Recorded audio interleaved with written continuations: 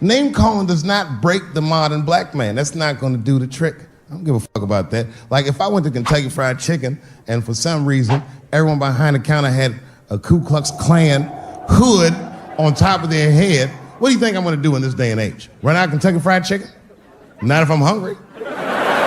I'll go straight to the front. Hey man, let me get a 2-piece. I don't give a fuck what he says. You want a biscuit with that, nigger? I thought it came with a biscuit. What's all this attitude? I want a 2-piece. Chop, chop. You know what it is. Why would I be mad? He's the one that's got to work at Kentucky Fried Chicken, not me. You canceled J.K. Rowling. My God, J.K. Rowling wrote all the Harry Potter books by herself.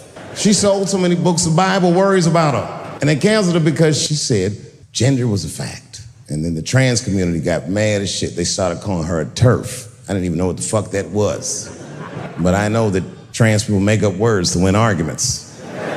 TERF is an acronym. Stands for Trans Exclusionary Radical Feminists. This is a group of women that hate transgender. They don't hate transgender women, but they look at trans women the way we blacks might look at blackface. It offends them. Like, ooh, this bitch is doing an impression of me. I agree. Gender is a fact. You have to look at it from a woman's perspective. Caitlyn Jenner, whom I've met, wonderful person, was voted Woman of the Year. Her first year as a woman. Ain't that something? Beat every bitch in Detroit. She's better than all of you. Never even had a period. Ain't that something? Oh, I'd be mad as shit if I was a woman. I'd be mad if I was me. If I was in a BET Awards sitting there and they're like, and the winner for Nigger of the Year, Eminem, my man. I am not saying that to say that trans women aren't women. I am just saying that those pussies that they got, you know what I mean? I'm not saying it's not pussy, but that's like beyond pussy or impossible pussy, you know what I mean? It tastes like pussy, but that's not quite what it is it? It's not blood, that's beet juice. Oh, buddy, I'm in trouble now. Nobody's more proud of their city than us. That's what I thought my whole life, and then I went to Chicago. Now, Chicago is a very wild place. They're proud of shit they really should not be proud of. They're proud of the tragedies that have happened in their city. They named their soccer team the Chicago Fire. New Yorkers, we love New York. We're not naming a football team the New York 9/11s? We call them the Jets. Guys,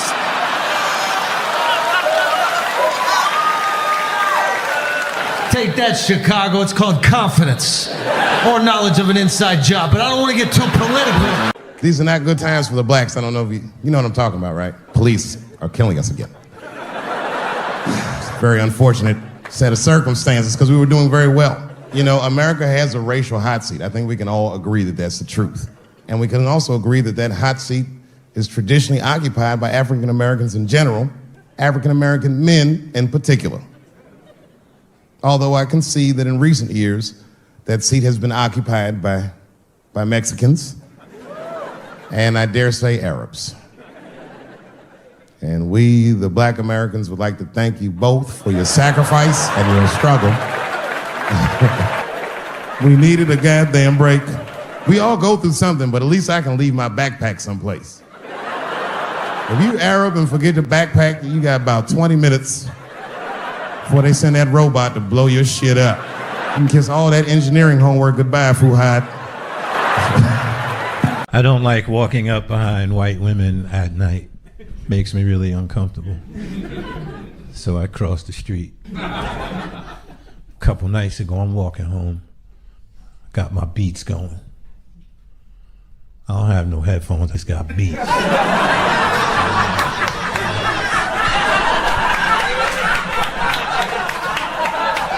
And I'm walking.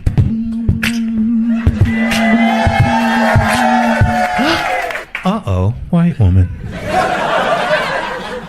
Think I'll cross the street. Uh-oh, another white woman.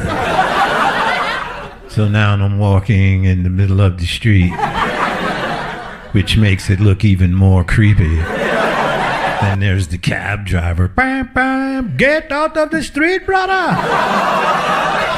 I'm like, Vishnu, there are white women all over the place. Holy shit, get in.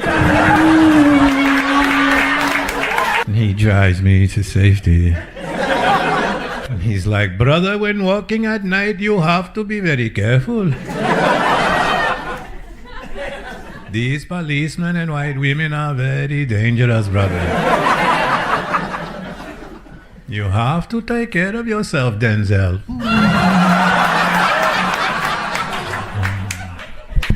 Yeah, that's not my name.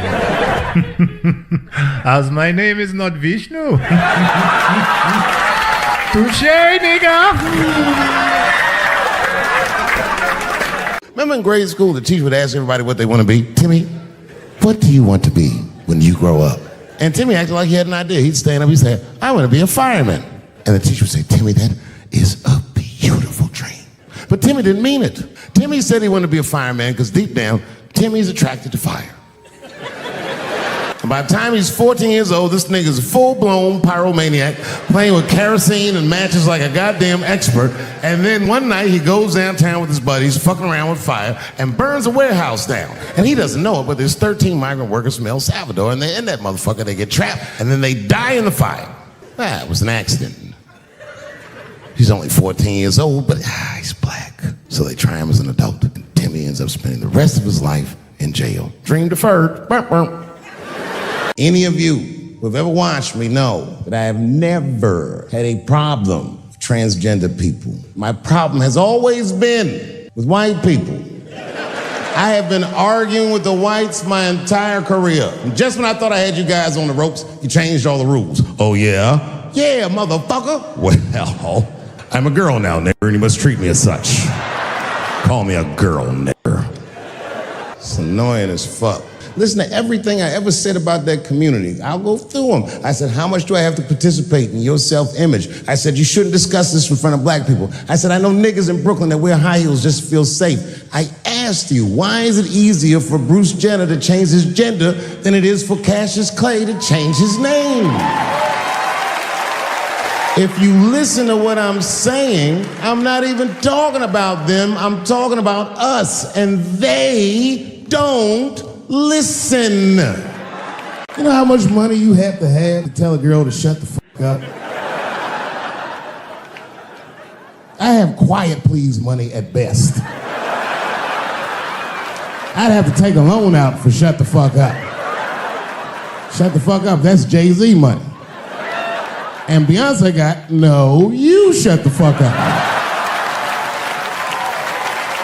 I don't hate gay people at all. I respect the shit out of you. Well, not all of you. I'm not that fond of these newer gays. Too sensitive. I miss them old school gays, nigga. They didn't take shit from anybody. They fought for their freedom. I respect that shit. I'm not even gay. And I want to be like a Stonewall nigga. Them old school gangster gays, them glory hole niggas, them the ones I like. These new gays don't even know what the glory hole is. It's a hole in the wall the gay contractors built. You wanna know why they put that hole in the wall? I'll tell you, and there's no nice way to say it. They will put their in that hole and hope for the best. It's a lot of courage on both sides of that hole, nigga. I'm not even gay, and I wanna try that glory hole out. What if Martin Luther King had to integrate the glory hole? I don't care if it's black lips back there or white lips back there. A mouth is a mouth. A warm, wet mouth. ISIS is #1 on the terrorist charts. And ISIS is fucking scary. Because if ISIS catches you, they're going to cut your head off. That's what they do. I've seen them do it on YouTube. It was fucking awful. He looked right in the camera and say, Obama, I am back. I saw that shit. I said, oh my God. Don't like. How is this guy cutting people's heads off on YouTube? I can't even post a dick pic, and this motherfucker is decapitating people. I'm gonna have to change my settings. You know, everyone has it hard, but I think harder than black people and harder than Arabs and harder than Mexicans, you know who has it the worst? Fat black people. It's hard for white people to understand, but that's what I'm saying is very true. Fat black people have a really rough road because all manner of things kill white people. But you know what kills more black people than anything, more than police and terrorism? Salt, nigga, regular ass table salt. Here, white people are getting Ebola cures and shit, and meanwhile, I'm dying from fucking the flavoring.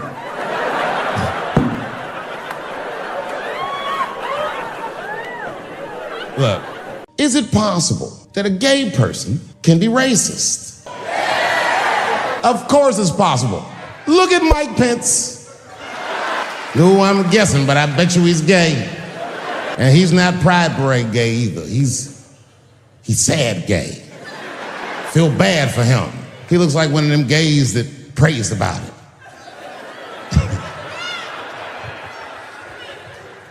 Jesus, please take these dirty feelings out of my heart. Please, Jesus, make these buttholes ugly to me. I don't want to keep on tasting these dicks. What I think the feminist movement needs to be very successful is a male leader. I'll do it. I will. I will lead you women to the promised land. I will make sure you get equal pay for equal work. I will make sure that nobody harasses you or fucks with you on the job. I will protect all of your interests. And all that I ask for in return is that you suck my dick. And now we're right back to square one, aren't we? And then I said something about it in one of my specials, and all these women actresses came after me. I said, man, fuck y'all too, you canceled. I ain't off to none of your pictures again. They were like, who is he to tell us anything? I'm the one that got off the bus and left $50 million on the bus and walked. I agreed with these women, I just didn't agree with what they were doing about it. No, it was annoying as fuck. First gun I bought was a 12-gauge shotgun. I'd moved to a farm, and I was sitting there on the porch, and I see a white dude walking across my property. He had a rifle over his shoulder, too. Ain't that a bitch? I said, what the fuck is this guy doing on my property? I was mad as shit, but I was unarmed. So I ended up just waving to this motherfucker like a bitch. I was just like...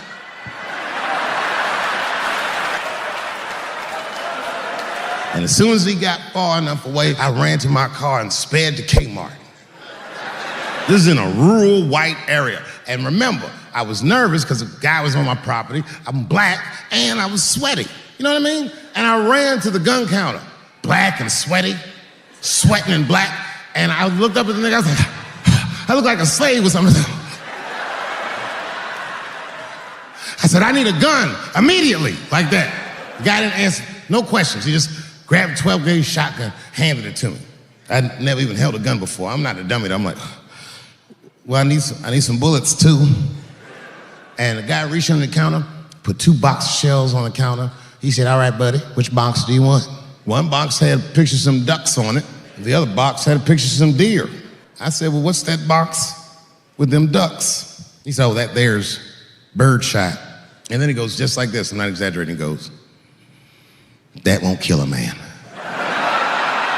He said, it'll just pepper him up nicely. I said, what the fuck? Pepper? You know what it means to pepper a motherfucker up? It means that when the shell explodes, hot BBs will shoot out of the barrel of the gun, not killing a motherfucker, but penetrating their skin and shallow flesh. Boy, that's gotta hurt. Hot BBs? Remember when Dick Cheney shot a motherfucker in the face and he lived? That was birdshot. I said, well, what's that box with the deer on it? He goes, oh, that there's buckshot. That'll put a hole in the goddamn truck if you wanted to. So which box do you want? And he picked the one with the deer up and shook it. I thought he was trying to trick me. I was like, do you have a box with a picture of a white dude trespassing on it? Because it's exactly the strength I'm looking for. That, children, was the first time I sucked a dick for crap. But it wouldn't be the last. One time I seen Martinez. I'm trying to say for that lovely and moving and graphic story. You welcome, teacher, bitch. I'm not finished, but that's all right. Can I get cash for this? I got some errands to run, and I don't think I'm gonna make the bank. It's my money, I earned it. Thank you, kids. Goodbye. I'm just gonna tell you a story real quick. It's not a good joke. It was halftime of the game, and we looked up, and you could see Donald Trump. He was sitting in the suite, like at the 50-yard line. You couldn't see him, but you could see like his silhouette. You know what I mean? He was just. Also, can we stop pretending Donald Trump knows ball? It's like a weird thing where they're like, man, he loves sport. He doesn't know anything about sports. Every time a team comes and visits the White House, he's like, and you must be the guy who catches. It's like, look at these guys, big guys, black guys. And that's just when the New York Liberty visited. They didn't visit, that's just a joke. But it was halftime and we looked up and we saw Trump. I was with my buddy and I was like, we should just sneak up there and try to meet him. And we did. We got into his suite, which turns out it's pretty easy to get access to Donald Trump, which is probably why he keeps getting shot all the time. We just got right in there. But we're in there. He doesn't know who I am, but there's a line of people, and he's just shaking hands with everybody. And I was at the end of the line. But also, I took a picture with him, and I posted it, and people got upset about that. What the hell? He's the president. If Osama bin Laden was in the suite, I would have been like, yeah, you're crazy. All right. He's shaking hands with everybody, and it's very funny. Trump does this thing whenever he meets somebody for the first time, even if he doesn't know him. He gives them like a crazy compliment. It's kind of nice. Like he got to the guy next to me, and he was like, look at you, you're beautiful. And then he got to me, and he was like, look at you, you're huge. And I was like, thank you, Mr. President. But he shook my hand, he stood next to me. So I'm just, I was at the end of the line, so there's no one else for him to shake hands with. So I got to hear him breathe for like a minute, just standing next to me, just. And then his daughter, Ivanka, walked over to us, which, by the way, so hot. She walked over, and it was halftime of the Super Bowl. I was hammered. I was like, hello. Your dad just said I was huge. So now it's me, Trump, and Ivanka. They're not talking to me, obviously, but I can overhear what they're saying. And Trump goes, Ivanka, how would you like to meet the president of soccer? And sure enough, the president of FIFA soccer was also in the suite with us. He was getting like nachos. And Donald Trump just looks at him and goes, you. And the guy put his plate down and walked straight to us. And then Donald Trump didn't even look at him. He just kept talking to his daughter and he goes, this is the president of soccer. And they gave us the World Cup and they did that because of me. And then he walked out of the room. It was just me and the president of FIFA looking at each other like, that was crazy. All right, that was a dumb thing to say. He basically told them where and how to buy the stuff. We all know we can sneak into our mama's room when she's sleeping and take $5, $10, maybe $20 out of purse, run on down to 3rd Street, catch the D bus downtown, and meet a Latin American fellow named Martinez. We know that. And we know that Martinez stuff is the bomb. Drugs is all around you. How will I know when drugs is around? You might be asking. You with them magic markers, what you think they is? Some kind of crayon? No, take that cap off and sniff it, and you'll be high. And these little ones are 10 and 11 years old. You know what dog food tastes like? Do you? It tastes just like it smells. Delicious.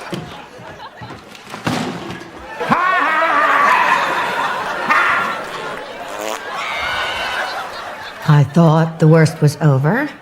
I was mistaken. Let's hear it for Tyrone Biggums! Hello, little boys and little girls. Drugs and alcohol have ruined my life. I started doing drugs when I was little, just like you, though. Me and my friends would go home and smoke marijuana after school. Can you say marijuana? Marijuana? That's what I was smoking. Sometimes dipped in embalming fluid. And me and my friends would laugh and giggle and eat all the cookies. It was terrible. Then I upgraded to a little drug called acid. And Bugs Bunny and Scooby-Doo and all my favorite cartoon heroes came to my room and sang songs for 16 hours. God damn! Go clean up your room. And Mickey Mouse was doing the bass line like this. Ba ba ba boo. Ba ba ba boo. A couple of weeks ago, I was supposed to be in Flint, Michigan for a for a charity benefit that was supposed to raise awareness. The water in Flint is fucking poisonous. It's actually making people sick. I mean, Hollywood people like, so what? At least they have water. But this water's fucked up. So a lot of black celebrities flew into Flint, and they did a tremendous charity benefit, and I was on the schedule to appear. So the reason a lot of people haven't heard about this benefit, it was the same day as the Oscars. Right, I know. So I was on my way to the airport to go to Flint, and then Chris Rock calls me and is like, hey, Dave, I got a ticket for you for the Oscars. Can you make it? And I was like, sure, nigga, I'm on my way to the airport right now. Oh, come on, man. What am I gonna do about that water? What am I, a fucking superhero? I need to have fun. I need to live too. I didn't fuck that water up. Stevie Wonder was there. They didn't need me. John Jones and Nate Diaz are here. Hell yeah. I had a couple drinks with those guys last night at the hotel, and it was terrifying. Donald Trump wants to stage a UFC fight on the White House lawn. The last time he staged a fight in D.C., Mike Pence almost died. All right. Actually, there was supposed to be an Epstein joke here, but I guess it got deleted. Must have probably deleted itself, right? Probably never existed, actually. Let's move on as a country and ignore that.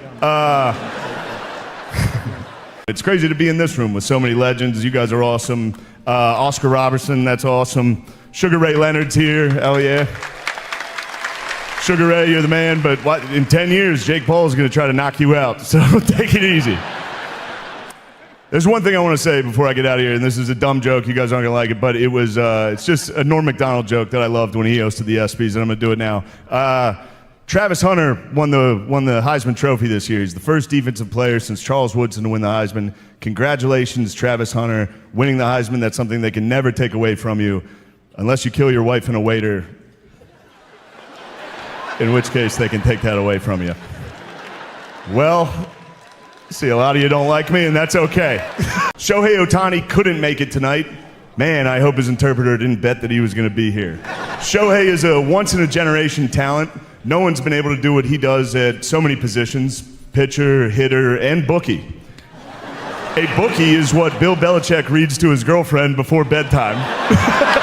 They do. They read The Very Horny Caterpillar, The Little Engine That Could But Needed a Pill First, and of course, the classic Goodnight Boobs. That was my favorite one. Also, I'm not trashing Bill Belichick. First off, he's 73 years old and he's dating a hot 24-year-old, and people are criticizing him? What happened to this country? It used to be a great country. He won 6 Super Bowls. He's dating a hot 24-year-old. Maybe if you guys won 6 Super Bowls, you wouldn't be sitting next to a fat, ugly dog wife. They let me do it. I don't. This is Disney. They allowed that.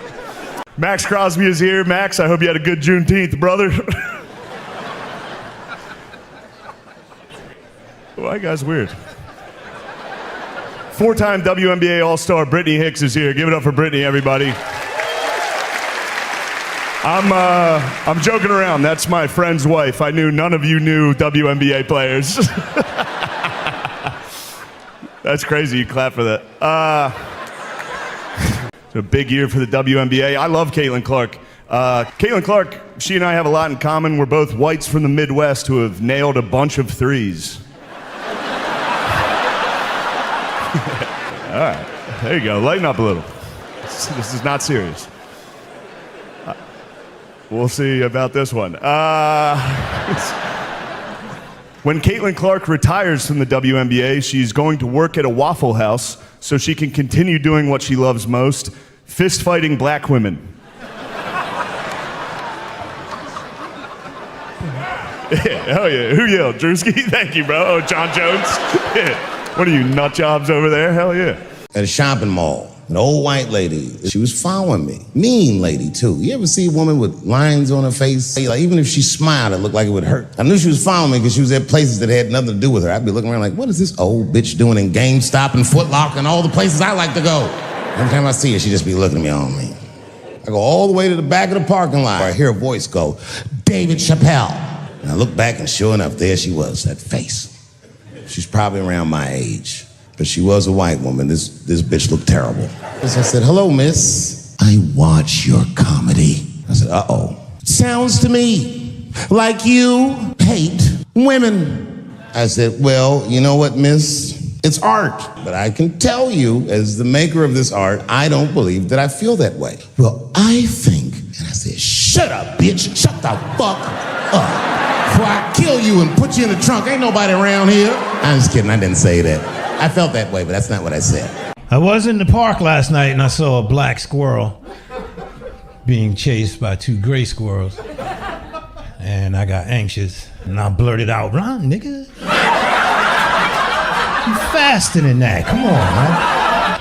But he ain't get it because he's a squirrel. And out of nowhere, this lady was like, you really shouldn't say that word. A lot of people don't like it. It makes them real funny. And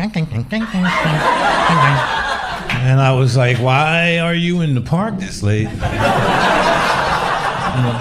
touch me. Then the squirrel crawled down the tree and he looked at me and he was like, and I told him, I don't know her. I don't feel too safe either, you know. What happened? You dropped an acorn and the cop started shooting. You gotta protect your nuts, man. That's what's up. I'll see you tomorrow. And my guess is,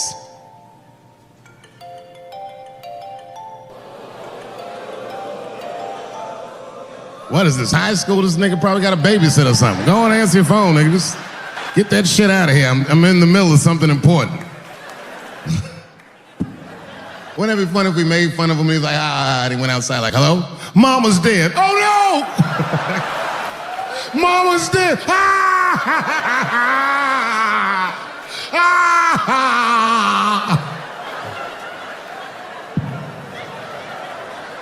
That was a weird time phone call, wasn't it? It's like his phone is gay. There was a black man who was in South Carolina during slavery who somehow got granted his freedom by his so-called master. And when his master granted him the freedom, he also gave him a plot of land. Now, it turns out this brother was brilliant. And he farmed this plot of land very successfully and made a lot of money. When he got all that money, this nigga bought some slaves. Not only was he a slave owner, he became a slave breeder and employed tactics that were so cruel, even white slave owners were like, yo, my man. Dude, but he did it just because that's what successful people did at the time, and he just wanted to be down. What a fucking tragedy. How can a person that went through slavery perpetrate the same evil on a person that looks just like him? It's mind-blowing. They're making a movie about him. Ironically, it's called Space Juice. Space Juice. I saw that videotape of that lady that got beat up in LA in the traffic. You see that shit on rush hour traffic? They beat a black woman's ass. This woman didn't even do anything wrong. It was so fucked up, it didn't even go to court. The city of LA just gave that woman $1.5 million for her pain and suffering. That is not bad. That's the same amount of money that Marcos Maidana made to fight Floyd Mayweather the second time. And this woman obviously hasn't trained a day in her life. You can see it on the tape. She didn't come to fight. Her guards were low. She was taking a lot of shots. Everybody's mad at police now. I watch that. You see that shit on Netflix? Making a Murderer? Yeah, well, if you haven't seen it, check it out. Stephen Avery is in more trouble than any white person in the history of the United States has ever been in. In a justice system designed for him to thrive, he's failed miserably twice. I can't even wrap my mind around it. If Making a Murderer was about a black dude, that shit would be called Duh. My wife says terrible shit to me. My wife once called me a pussy in front of dinner guests. I know, I started to get mad, but then I was like, fuck it, she's probably right. I am a pussy, I admit it. I'm soft and warm and persuasive like a real pussy. And then I told her, I said, and if you don't take care of me properly, I might stink like your pussy. Oh, we fight dirty at the Chappelle household. It's not a big deal. When you guys did the Women's March, I asked all the fellas, none of them wanted to go. I tried everything. Come on, y'all, it's gonna be bitches there. They was like, nope. So what I did is I called my friend Ange. Matter of fact, she's the only woman that I know personally that pays her ex-husband alimony. And she sounds just like a man when she does it. fuck that broke motherfucker and all that. She says all that shit. Texted, I said, Ange, are you going to the Women's March? She said, I hope those white bitches get tear gassed. There's a problem in that feminist movement, isn't there? I supported the Me Too movement. The whole time I thought that the way they handled that was stupid. It was white. It was like all of them would be like, let's all go to the Golden Globes and wear black dresses to give these men a piece of our minds. Bitch, that is not gonna work. You think Martin Luther King's gonna be like, I want everybody to keep riding the bus but wear matching outfits. I want everybody to wear crocheted pussy hats so they know we're serious. What the fuck was y'all doing? Do you know this strip club in DC called Camelot? Is that still open? Well, I know what I'm doing after the show. I gotta tell you, the other day my wife called me creepy. You know, I frequent strip clubs. I don't want, it's something I like to do. And my wife said I was creepy because I go to strip clubs by myself. Is that creepy? I think that's better than going with the fellas. That's creepy to me. Hey, y'all, let's all go to the strip club and get our dick hard together as a group of friends. Drive home in a quiet car and not talk about any of the things we've seen or done. No, nigga, I go by myself. I was on stage at the Hollywood Bowl, and a lunatic jumped out of the crowd and attacked me. Now, I gotta tell you, if it happens to you, you don't even know what the fuck is happening. It was like slow motion. I just looked over. I don't know this nigga. And I just looked and said, oh my God, I'm being attacked. And this motherfucker was ragged. He jumped at me. He was like, ah! I'm old, but I'm fast. I caught this motherfucker's head with my hand and pulled his hoodie over his eyes. I can still feel his head in my hand. It was spongy. He had been growing dreadlocks. Not the beautiful dreads that Rastafarians grow. These were accidental LA homeless dreads. This shit had leaves and sticks and bottle caps and shit in it. Some kind of grease. I was like, ugh, like this. And then I fell down. And he knocked me all the way on the ground. And I was like, man, this is a bad situation. I'm like, I don't know if I'm gonna die or what's gonna happen. But in that moment, you know what occurred to me that had never occurred to me before in my life? That bodyguards should not wear dress shoes to work. Travis, this nigga Travis came out slipping and sliding on some kind of beautiful loafer and fell flat on his back. Bop. I said, oh my God, now both of us are down. I gotta handle this shit myself. So I popped right back, boom, and that motherfucker took off running. And I started to chase him and I said, fuck him. I picked the microphone up. So I'm gonna finish this show now. Why I go to the strip club, it has nothing to do with sex, you understand? I need a pinch of sexual energy in a room to relax, but it's more about being out. I like the music. A few naked chicks in there, it just makes me feel good, but I'm not trying to like socialize or meet anybody. You know, sometimes I go to the strip club and I bring a book. I do, and I sit right by the stage because the reading light is better.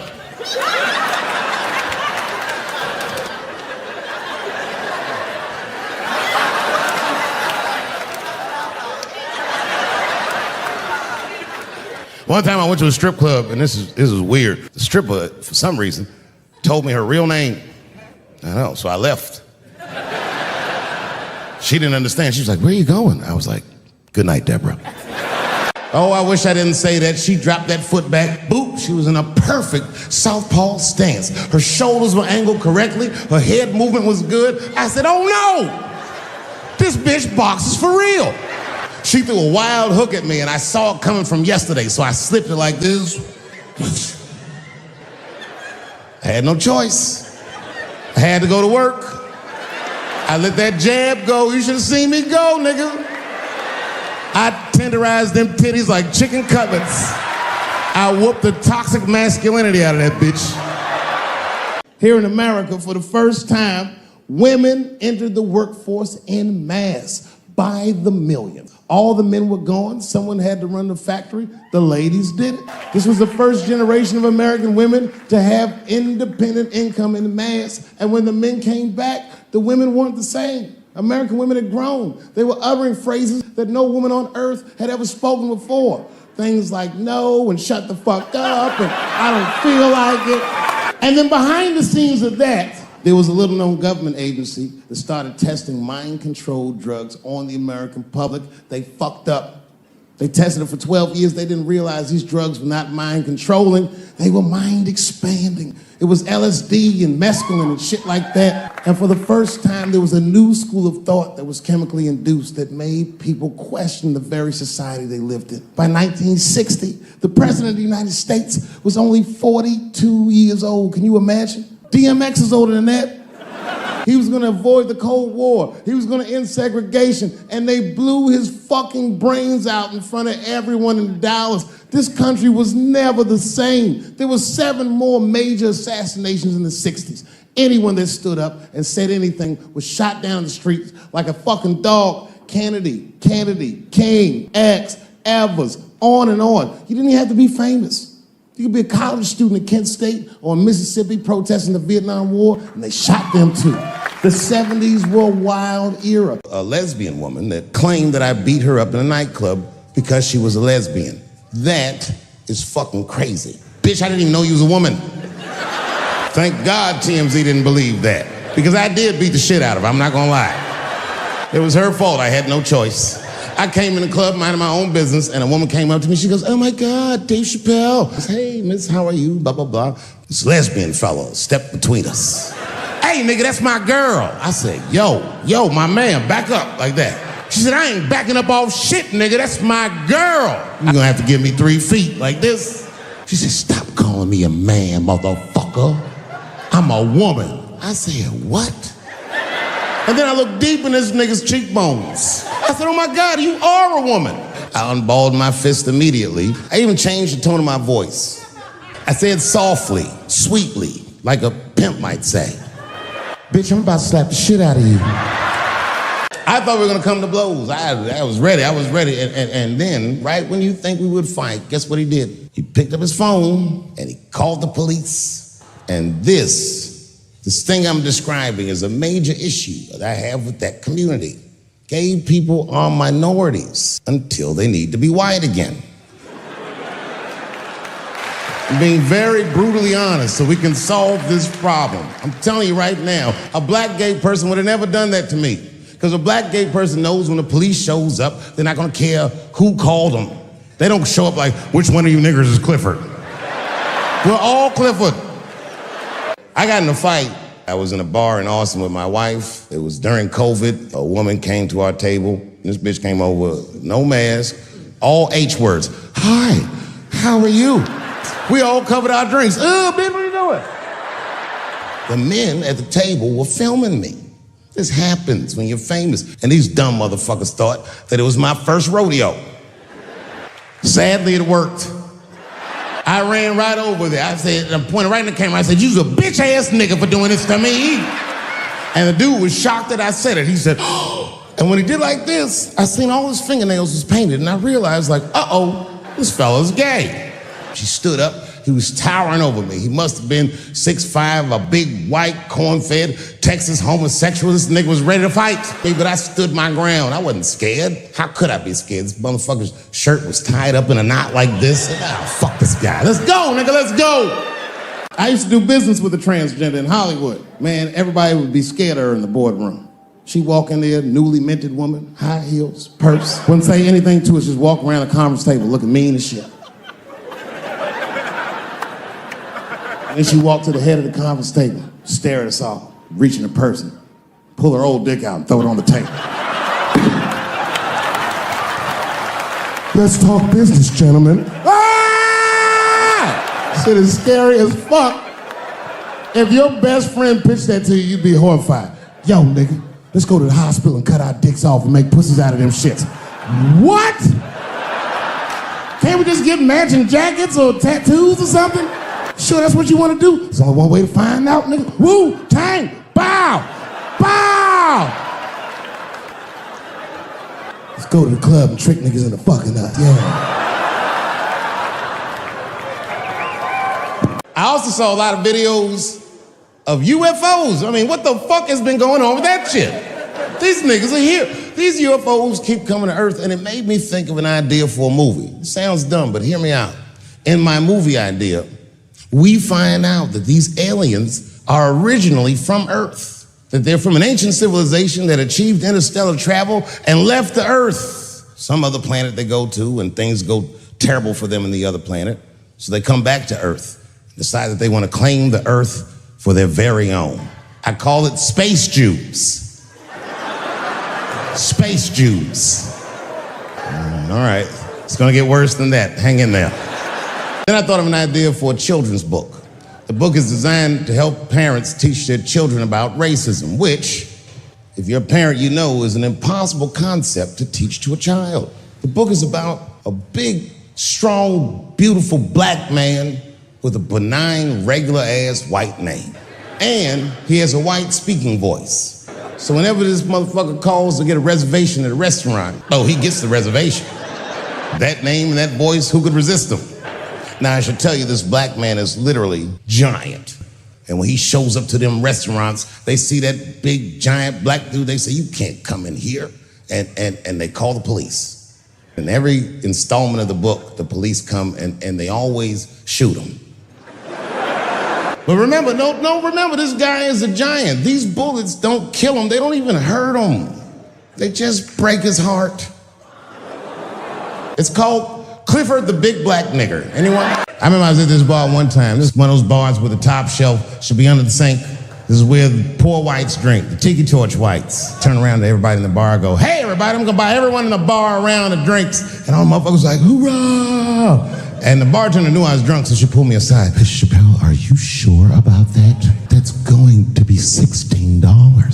Tough time for the whites. And these motherfuckers was having a rootin' tootin' time. They was in there partying, making all them noises. Woo! Ow! Yow! You know all them noises white people make before lynching? They was doing all that shit. I was drunk. Two big, buff, gay black dudes. I didn't know these dudes, but I know they was gay. If they had a dick in their mouth, they wouldn't look any gayer than they did just sitting there. They had 1980s gay face. You know what that is? Close your mouth, nigga. What's surprising? You know what I mean? But they was huge. They looked like Juicy Smouye's trainers. Doing a little shopping with my family. In Walmart with the poor whites rummaging around for mediocre goods and services. And then I gotta go to the restroom. Now I'm standing at the urinal taking a leak. And suddenly a woman walks into the men's room. I'm gonna be like, that's strange. And then she stands shoulder to shoulder with me at the urinal. I'm gonna be like, bitch, what's going on with you? And then she hikes her skirt up and pulls a real live meaty dick out. Well, what do you think I'm gonna say? Thank God she's in here with me. At least now I know my family's safe. No, I'm not gonna feel that way at all. I'm gonna feel very uncomfortable. I would feel better if it was a man with a vagina that backed up to the urinal next to me. I wouldn't even think about that. I'd just be like, that's funny. This guy is peeing out of his butt for some reason. Oh my God, he must be a veteran. Thank you for your service. One time I thought my wife was cheating on me, and I'm embarrassed about it now, but I can talk about it. It's fucked up, but I did do this. I waited. I waited for her to fall asleep. She's Asian. I couldn't tell if she was asleep or not. I was looking at her.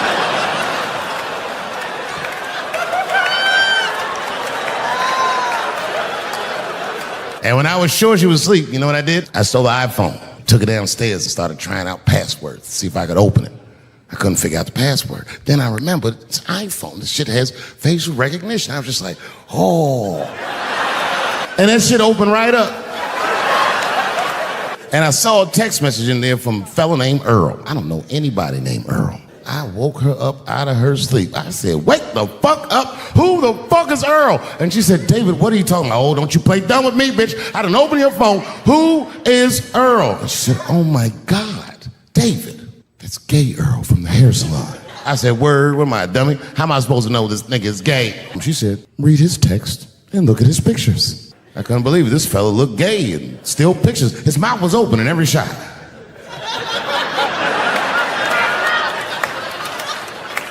And then I knew she was telling the truth. And then I felt like dumb. I said, I'm sorry. I'm sorry. Okay, I'm sorry. Here, take your phone. I guess I just been insecure because all this cheating I've been doing. Good night.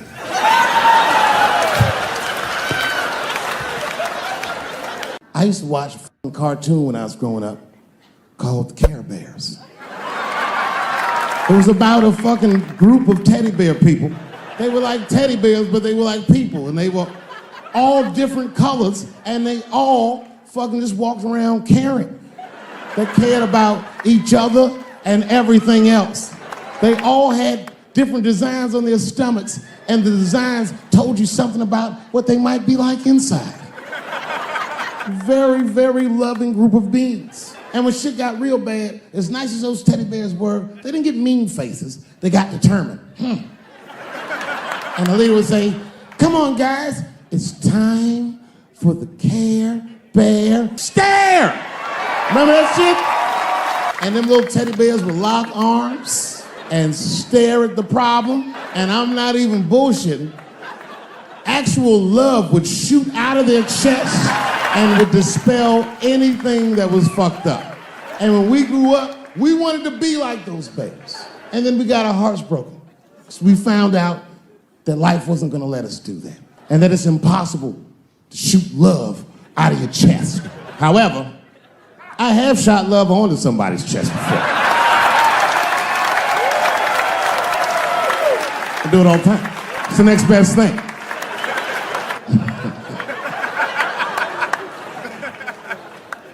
I am not saying that to say that trans women aren't women. I am just saying that those pussies that they got, you know what I mean?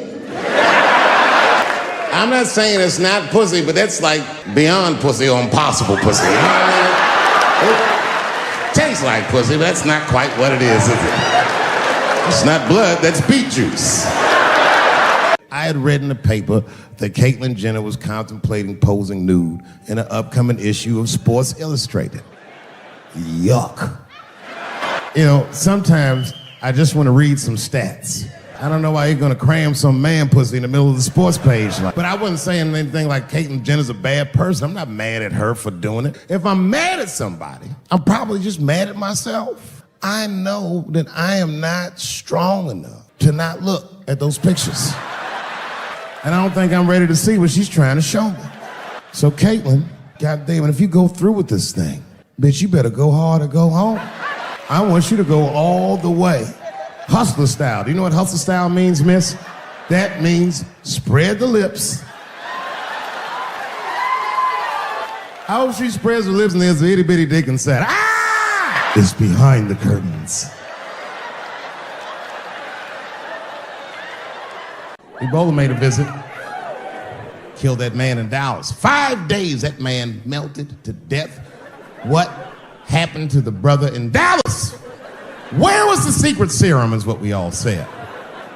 I remember in the beginning of Ebola, there were 2 American doctors that got sick in Africa. They flew them in a private jet straight to Atlanta to the CDC. I didn't even know CDC saw patients. There it was said they administered what the New York Times called a secret serum. I don't know what's in it. It's just like Colonel Sanders' recipe. But both of these motherfuckers survived. These doctors, thank God, are healthy. They are out there somewhere tonight at Whole Foods, touching vegetables, walking around. Hey, Frank, how are you? Oh, you didn't hear? I had Ebola last week, but I'm doing all right now. I was bleeding out of my eyes and anus, so I got concerned, but I'm okay. What happened to the brother in Dallas? They just rubbed some Vicks on that nigga's chest. Good luck, little buddy.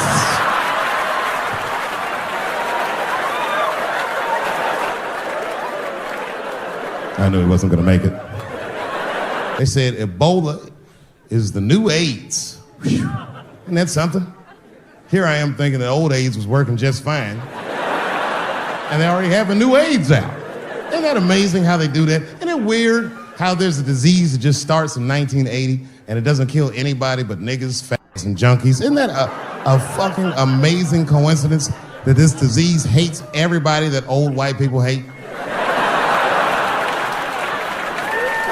I think either God is white or the government hid that shit in disco balls. Only fun people get AIDS. I came home early from the road. I had a $12,000 suit on because life's been going good. And I got home early and dinner was cooking. You ever come home when dinner's cooking? Doesn't that smell good? My son saw me and he was like, Dad's home. And he got up from the table and ran over to give me a hug, but he had chicken grease all over his face. So I stiffed on him like, yo, my man. Wash these threads, son. This is an expensive suit. I don't want you to get the chicken grease all over me. And he was like, what the chicken grease? Dad, this is duck. A tear came out of my eyes. I never dreamt I'd do so well in life that I'd raise a nigga with duck grease all over his face. All you're doing is training these kids to worry. It's the stupidest drill I've ever heard of. And while you're in there training them during these drills, well, aren't you training the shooter too? This nigga's in here listening and learning like the other kids. Where are we supposed to meet? All the parents is looking at each other crazy. One of us is raising the shooter. Just don't know which one of us it is. All we know for sure is that if you're a white parent, the chances that it's you exponentially higher than the rest of us. Shooting up school is a white kid's game. I hated school too. It never occurred to me. Kill everybody in school? It's fucking crazy. Just do what I did, nigga. Try some things. Have you skipped school, nigga? Skip school. Take a walk and meet some other kids. Fuck school, nigga. Try drugs. Have you tried drugs out, nigga? That might... Let me tell you, this kid is only 16 years old. Listen to what he did to me. This motherfucker calls me up in the middle of the night. It was 1 o'clock in the morning. He goes, Dad, don't be mad. I knew something was terribly wrong. I said, what's going on? He said, listen, I'm fine. And don't forget, you told me to do this. I'm at a party, and my designated driver had too much to drink. And me and my friends need you to come pick us up. I said, Jesus Christ, it's 1 o'clock in the morning, nigga. I am shit-faced.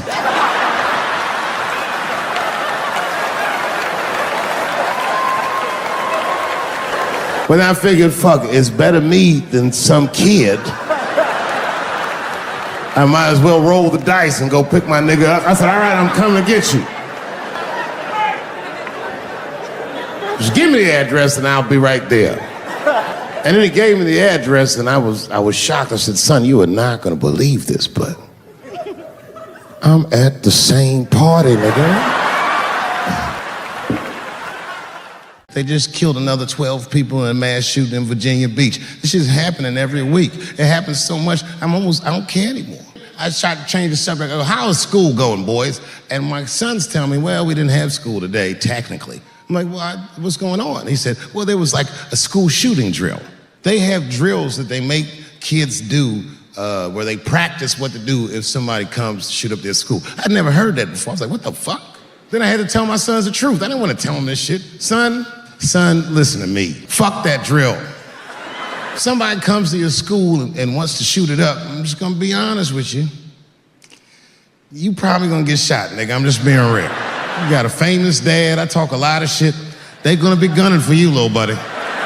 Just stay low and run in a zigzag pattern and don't try to save anybody, son. Do you understand me? The other big sports story was Ray Rice's tape. Anyone see that Ray Rice tape? I can't stop watching it. It's fucking awful. It's the most violent thing I've seen happen to a woman that was shot in color. Really fucking bad. Like, if I could have froze time at that moment and gave Ray Rice some advice, I don't think there's any way possible I'd be like, you should punch her in the face. It's a fucking terrible idea. At the same time, I also believe she shouldn't have rushed him. You can't beat him, miss. Don't rush a motherfucker that's trained to stiff arm people in the clutch. He's gonna get the upper hand.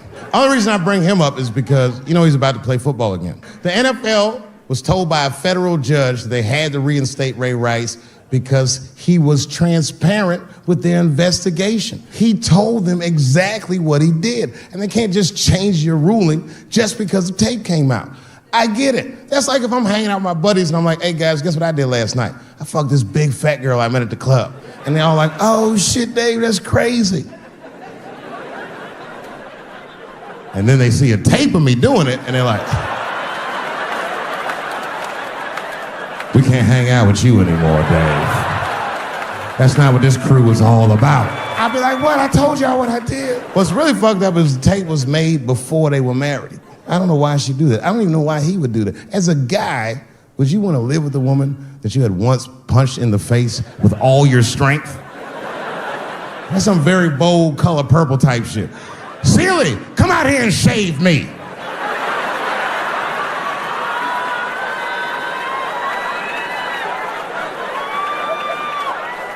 You out of your fucking mind? I had to ask an older friend of mine just to get some perspective. This older black dude. Did you see that Ray Rice video?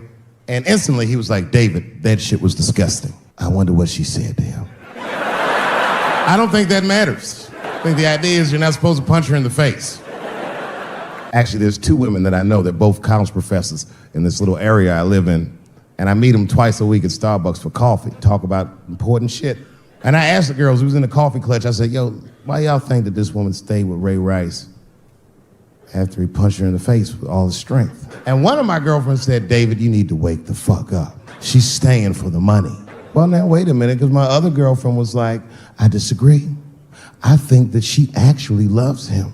And I said, wait a minute, ladies, you know what? I think that you're both right. And what I was doing when I said that was preserving the possibility of a threesome with these bitches. I've been chipping away at this pussy one cup of coffee at a time for like 4 years. I was gonna throw all that hard work away over some Ray Rice shit. I don't care that much. You know who hates me the most? The transgender community. I mean, I didn't realize how bad it was. These motherfuckers are really mad about that last Netflix special. It's tough, man. I don't know what to do about it, cause I like them. Never had a problem with them. Just fucking around. As a matter of fact, I think I make fun of everybody, and I mean, as a group of people, they have to admit, it's kind of fucking hilarious, man. I'm sorry, bro. It's like, I've never seen somebody in such a hilarious predicament not have a sense of humor about it. They're born feeling like there's something other than they're born as, and that's kind of funny, you know? I mean, it's funny if it's not happening to you. I believe transgenders. I don't understand them either, but I know they mean what they say. Them niggas cut their dicks off. That's all the proof I need. I've never seen somebody just throw their dick away. Don't need it. Last month on the front of the New York Times, the measles was a headline. I had to check the date of the paper. I was like, measles, what is this, 1850? What the fuck is this? Why is measles in the news? Turns out they were trying to decide if mandatory vaccinations for children is the way we all want to go. Any thoughts? You say yes? I'm sorry, ladies and gentlemen. I don't know. I don't know about this one. First of all, black people generally don't trust doctors. You know, after the Tuskegee experiments and all that shit. More importantly, don't forget Michael Jackson was killed by a doctor. Granted, he was doing drugs, but if I was a heroin addict and I had a licensed physician injecting heroin in me, I should survive that. I'd just be looking like, oh, I'm good, right? I'm good? It's not too much, is it? Dr. Butterfingers killed Michael Jackson. After that, I was like, fuck going to the doctor. What the fuck am I getting my kids vaccinated for an old-ass disease like measles? This is ridiculous. You might as well give them a diarrhea shot if you're so worried. Diarrhea has a bigger body count than the measles do. You know, diarrhea is funny today, but 100 years ago, if your ass had diarrhea, you were a goner. There was like a 0 chance of survival. You get that first squirt, uh-oh. Better start getting my affairs in order. But I don't have much time. It's diarrhea. It's very serious. You just watch your buddy slowly die in a pool of his own shit. I give up diarrhea. Too strong. Nowadays, your buddy just be like, oh, well, you got diarrhea? Just eat a banana, nigga, drink some water, let's get to the club. Still make last call. But 8 states have passed the most stringent anti-abortion laws this nation has seen since Roe v. Wade. I'll be real with you, and I know nobody gives a fuck what I think anyway. I'm not for abortion. Oh, shut up, nigga. I'm not for it, but I'm not against it either. It all depends on who I get pregnant. If you have a you need to shut the fuck up on this one. They shouldn't have to consult anybody except for a physician about how they exercise that right. Gentlemen, that is fair. And ladies, to be fair to us, if you decide to have the baby, a man should not have to pay. That's fair. If you can kill this motherfucker, I can at least abandon him. It's my money, my choice. And if I'm wrong, then perhaps we're wrong. I don't know what's going on down here, but in my experience, poor white people love, and I mean they fucking love, heroin. They can't seem to get enough of it. I didn't even know what I was looking at first. I was just driving like, why are all these white people so sleepy out here? These things...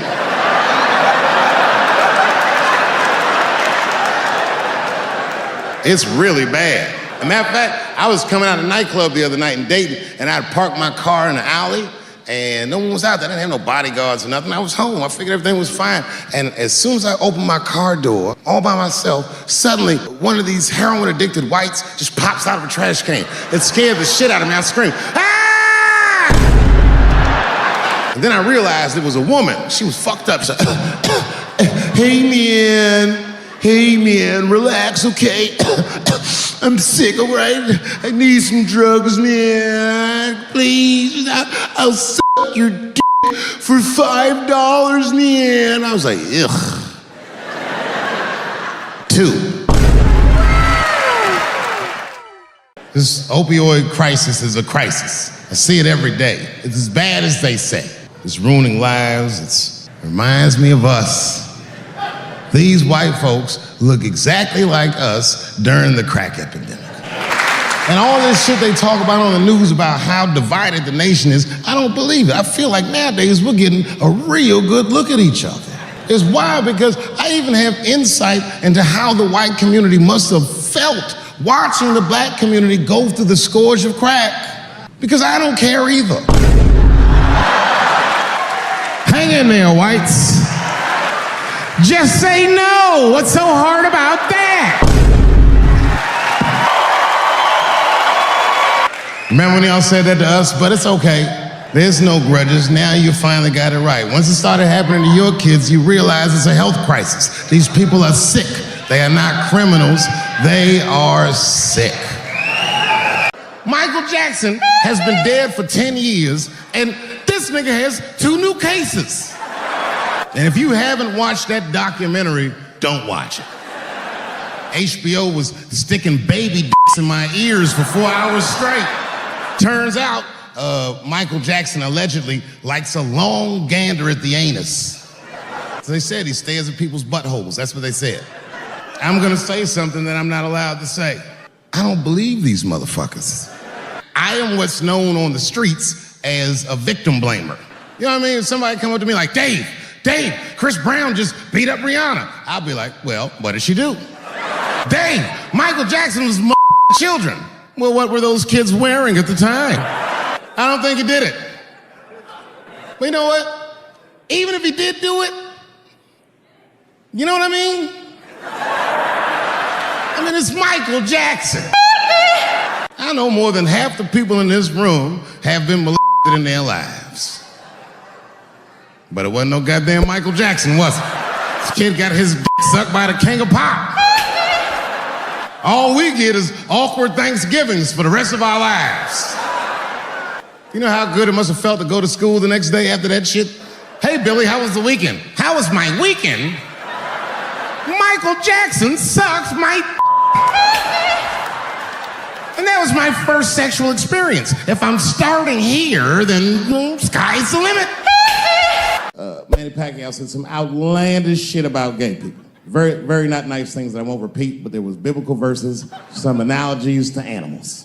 Nike took his shoes immediately, which I thought was a little harsh, because he's just because he's Asian. You know what I mean?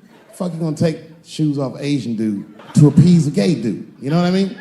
No, you don't know what I mean. But Asian people kind of know what I mean. Okay, you're an Asian dude. No, I don't. I say this with no disrespect, but we're all Americans, right? And we can agree that America has a huge body count all over the world, but nowhere more than Asia. We have bombed the masculinity out of an entire continent. We dropped 2 atomic bombs on fucking Japan, and they've been drawing Hello Kitty and shit ever since. There's a lot of lady boys in the wake of our bombs. And I know these things because my wife is Asian. She's Filipino. All right, well, okay, so that explains it. Now you know why you see me at all those Filipino events. I'm not there picking up pussy, I'm dropping some off. I take my wife to all that shit. I took my wife to see Pacquiao fight Mayweather. We sat ringside. That was a quiet car ride home. That's what that was. But if you know what's popping in the Philippines, you know that they got a whole generation of kids in the Philippines growing up without their mothers. A lot of women in the Philippines go to the Arabian Peninsula, they come to the United States, they make all their money here, they send all that money back home, which is still one of the #1 staples in the Philippines economy, money that their expats send back to the Philippines. The men, on the other hand, are left rearing children, twiddling their thumbs, waiting on their wives' checks. These men have been fucking emasculated. And then suddenly, a boxer rises from amongst them and reinstates their manhood with his motherfucking fist. This is not the guy you're supposed to ask, what do you think of homosexuals? He's not your champ. That's why I don't have a sneaker deal, because if you say something that people don't like, they'll take your fucking shoes off. If Martin Luther King had a sneaker deal, we'd still be on the back of the bus. Hi, Martin, we need you to tone down the talk of civil rights and blacks being humans. It's upsetting our distributors. But I don't understand. I thought that's why I had a sneaker deal in the first place. Not quite. Really, it's a walking shoe, and we like the marching, but try to understand. So I understand why gay people are mad, and I empathize. You know what? I'm just telling you, this is a black dude. I support your movement, but if you want to take some advice from a Negro, pace yourself. These things take a while. Just because they passed the law doesn't mean they're gonna like it. Brown versus the Board of Education was in 1955. Somebody called me a nigga in traffic last Wednesday. It takes a minute. I think Donald Sterling shit was more serious. He used to own the Clippers, and that he got caught on a secretly recorded tape saying some very unsavory things about African Americans. And there's a lesson in that for all of us. The lesson is, if you are old and white and racist in this great country, whatever you do, don't tell your black girlfriend about that shit, because that's who made the tape. She recorded all that shit, and the tape was terrible. He was like, stop bringing these black guys to my games. First, we're all confused, like, well, how the fuck are you gonna have a game without us? The black guy he was speaking of was none other than Magic Johnson, the billionaire.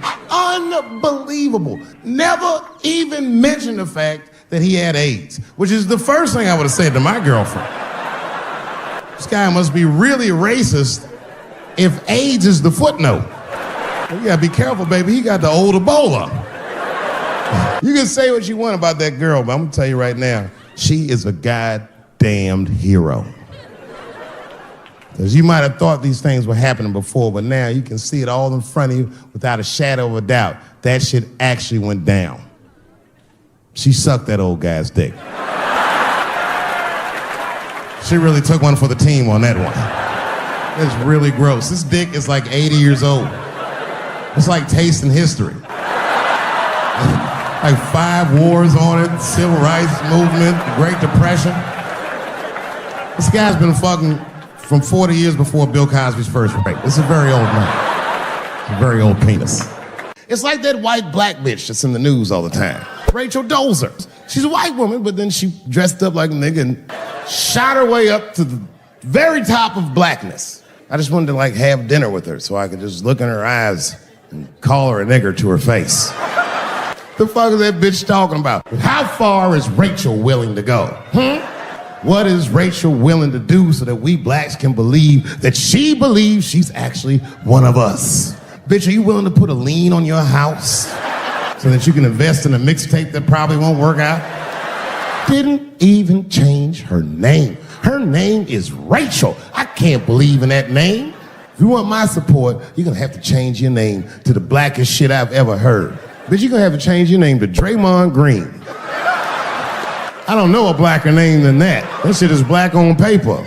If you type Draymond Green into Airbnb, that shit will log off automatically. I was touring with arguably one of the greatest, if not the greatest living comedian, Chris Rock. Chris was involved in what we blacks might even consider a goddamn 9/11. Chris got slapped in the face at the Oscars by Will Smith, which was one of the craziest things I'd ever seen. In fact, if you watch it live on television like I did, when it happened, I thought it was fake. And I called him on FaceTime. As soon as he picked up, he said, "You was the only nigga I'd answer the phone for." Apparently, Obama and Oprah, everybody had called this nigga to see if everything was all right. I asked him, I go, well, you know, he said, "What?"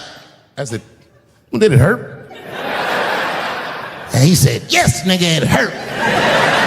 And then, and only then, was I offended. The real offensive part was that after he slapped him, this nigga Will just sat down and enjoyed the rest of his evening. It was crazy. It was...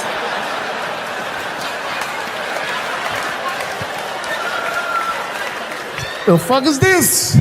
Remember Paula Deen got fired from the Food Network? If you know anything about show business, it is really hard to get fired from the fucking Food Network. And they dropped that bitch like a hot potato. All because she called somebody an N-word 30 years before she had a show. I don't know who she said it to, but whoever it was just looking at her like, "I'm gonna get you for this bitch." That shit came back 30 years later like a Bill Cosby rape and sunk a battleship.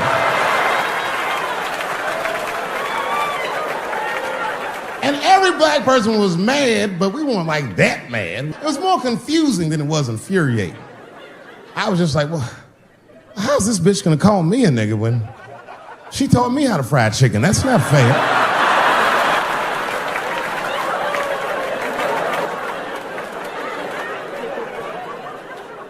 Smouillet is an actor from France, and he became famous on a show called Empire. He was in Chicago late at night and was the victim.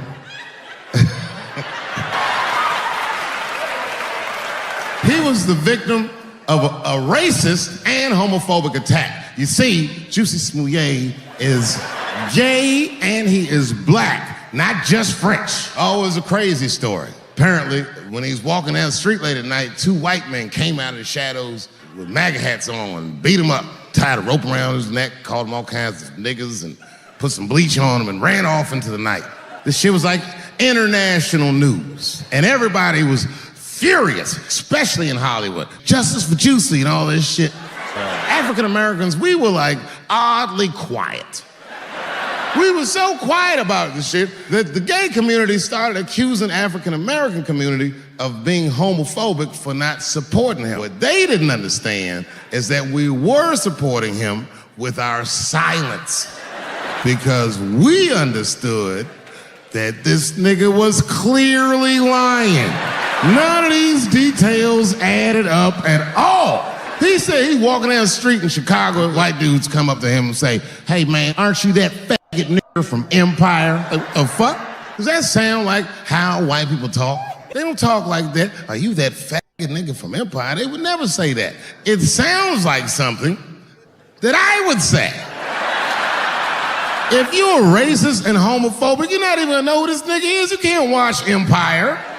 Black people never feel sorry for the police, but this time we even felt sorry for the police. Can you imagine if you was a police veteran taking this kid's police report? "Okay, Mr. Smouillet, please tell me what happened." "All right, 2 a.m. We left the house at 2 a.m. It's minus 16 degrees. And, all right. You were walking. All right. And where were you going?" "Subway." "Sandwiches?"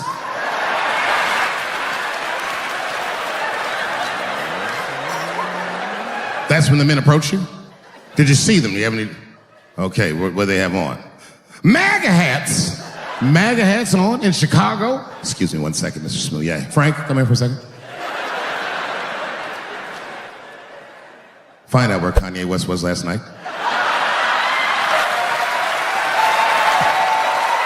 He said they put a rope around his neck. Has anyone here ever been to Chicago?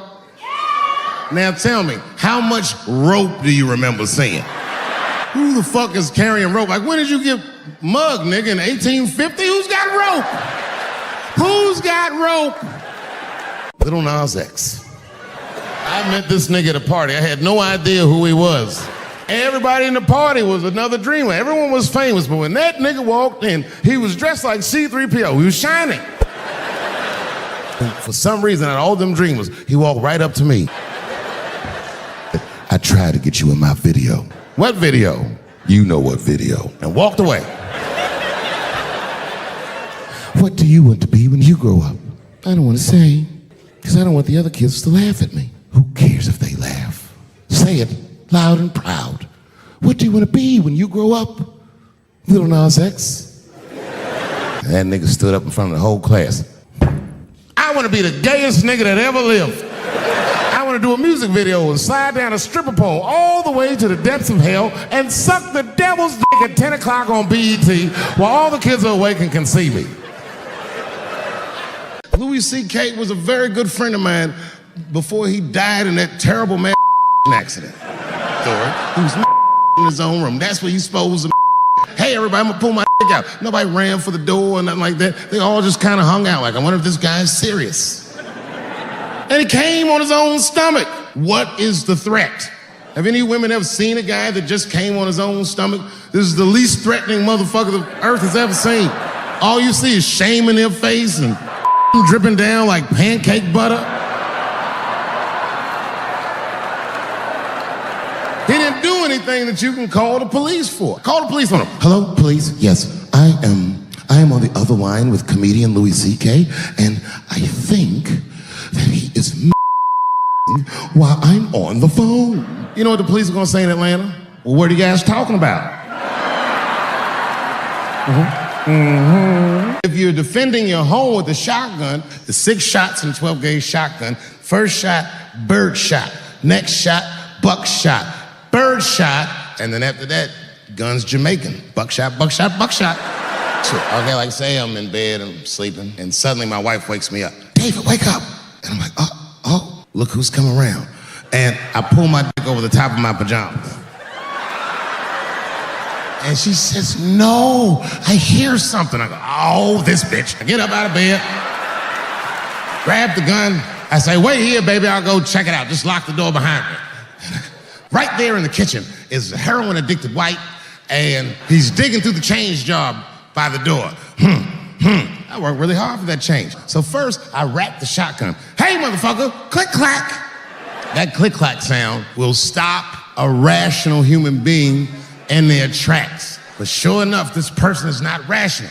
They're sick on drugs. They're digging in the change. I gotta act fast. This nigga's almost got $1.50. I warned you, birdshot. Hot BBs will permeate his yellow heroin skin. Remember, I'm not killing him. I'm just peppering him up nice. He lets out a heroin scream. And that should be the end of it. But, I miscalculated. While he's on the ground screaming, I noticed that his teeth are horribly miscolored. That's not heroin at all, is it? That's crystal meth. He pops right back up unscathed. Roar! Time for the heavy stuff. Clack, clack, buckshot! And then if he got a friend with him, I got one more bird shot left. After that, nigga, it's slugs for everybody. And I'll be in a kitchen full of dying heroin addicts saying stupid heroin last words. You shot me, bro. Oh, it hurts, man. It hurt. Their last words are always the dumbest words. Like, why is your dick out?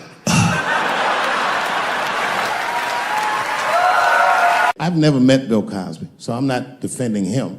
But let's just remember that he has a valuable legacy that I can't just throw away. I remember that he's the first black man to ever win an Emmy in television. I also remember that he's the first guy to make a cartoon with black characters where their lips and noses were drawn proportionally. I remember that he had a television show that got numbers equivalent to the Super Bowl every Thursday night. And I remember that he partnered up with a clinical psychologist to make sure that there was not one negative image of African Americans on his show. I'm telling you, it's no small thing. I've had a television show. I wouldn't have done that shit. gave tens of millions of dollars to African-American institutions of higher learning, and is directly responsible for thousands of black kids going to college. Not just the ones he raped. Here comes the kicker. You ready? I heard that when Martin Luther King stood on the steps of the Lincoln Memorial and said he had a dream, he was speaking into a PA system that Bill Cosby paid for. Do you understand what I'm saying? The point is this: he rapes, but he saves. And he saves more than he rapes, but he probably does rape. Thank you very much. Good night.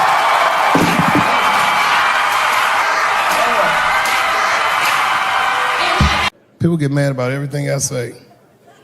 I was doing a show. I was in Portland, Oregon, and I was checked in a hotel under the name Charles Edward Cheese. I came back to my room late at night. A note, it was like a letter on my desk. It was addressed to Mr. Cheese. So obviously I'm gonna assume that whoever wrote this letter must be an intimate friend of mine. This is not some kind of name that a person would just guess. But then I open the letter and it turns out I don't know this person at all. It's a fan letter. You know, I'm not even used to the idea that I have fans, but I'm grateful for it. I don't read those letters. It'd be nice if I did, but realistically it's like, what am I, Santa Claus, nigga? I don't have time for this. Like, got shit I want to do. I'm trying to chill. Read all these dreams and wishes from strangers. But I read it. I'd already opened it. So I just read the whole letter. And you know what, man? Whoever wrote this letter truly loves me. I mean, they were really fucking nice in the letter. And then they described to me what it was like to come to the show, how excited they were, how much fun they were having. And then they said that when I got to my jokes about transgenders, that they were, quote, devastated. Turns out that whoever wrote the letter was transgender. Now I'm gonna be real for a second. As a policy, you gotta understand, I never feel bad about anything I say up here.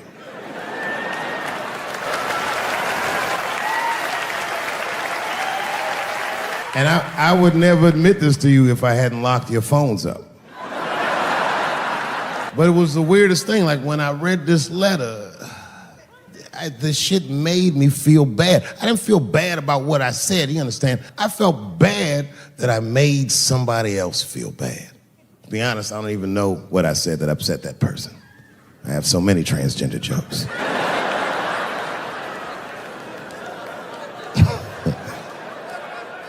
I'd like to start by addressing the LGBTQ community directly.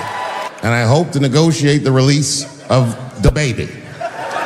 DaBaby was the #1 streaming artist until about a couple weeks ago. He took a nasty spill on stage, said some wild stuff about the LGBTQ community during a concert in Florida. Now, you know I go hard in the paint, but even I saw that shit and was like, God damn, DaBaby. He pushed the button, punched the LGBTQ community right in the AIDS. But, you know, a lot of the LGBTQ community doesn't know DaBaby's history. He's a wild guy. He once shot a nigga and killed him in Walmart. Oh, this is true. Google it. DaBaby shot and killed a nigga in Walmart in North Carolina. Nothing bad happened to his career. Do you see where I'm going with this? In our country, you can shoot and kill a nigga, but you better not hurt a gay person's feelings. Bill Cosby raped 54 people. Holy shit, that's a lot of rapes, man. This guy's putting up real numbers. He's like the Steph Curry of rape. Man, that's a lot of rapes. 54. He had raped 30 less people. That's still 24 rapes. Don't forget, each one of these rapes has 8 hours of sleep in it. Ladies and gentlemen, that's over 400 hours of rape. It only takes 65 hours to get a pilot's license. If rapes were aircrafts, this nigga's Top Gun for sure.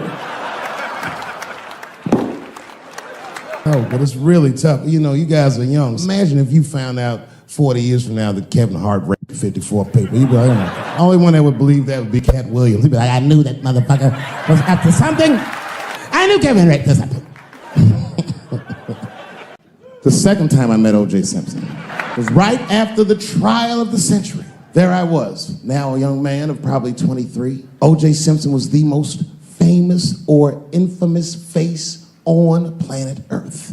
I was in a restaurant in Beverly Hills with my agents. I wasn't alone in the restaurant, but I was alone. I was the only black person in the restaurant. And in the 90s, that felt very uncomfortable. Now I tend to enjoy it at this age.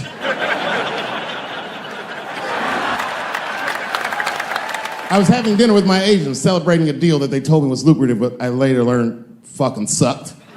And suddenly, a group of women walked by. Every race was in that group. Black, white, Asian, Latina, white, and white again. They were all gorgeous. I watched them walk by. I saw a familiar face. Al Collins, the man from the infamous Bronco chase, walked by and embraced one of the women, and they walked towards the door. Couldn't believe what I saw. Close behind him was O.J. Simpson. The restaurant fell still. I was shocked. I didn't mean to say it out loud, but it just came out. O.J. He stopped, turned around to see who said it, saw my black face, and correctly assumed it was me. I was sitting in the corner of the booth and shook my hand. How are you, young man? And I could see in his eyes that he didn't remember meeting me the first time. And then he walked away, and I looked back at my agents, and all of them had nothing short of disgust on their faces. And the only one with the courage to voice their disgust was a woman named Sharon, who used to represent me. How could you, she said. How could you shake hands with that murderer? I said, Sharon, with all due respect, that murderer ran for over 11,000 yards. And he was acquitted, so, fuck it. Glove didn't fit.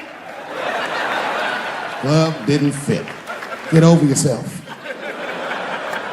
Some people can't do that. Some people just can't get over themselves. Gay people have a hard time doing that recently. LBGTQ.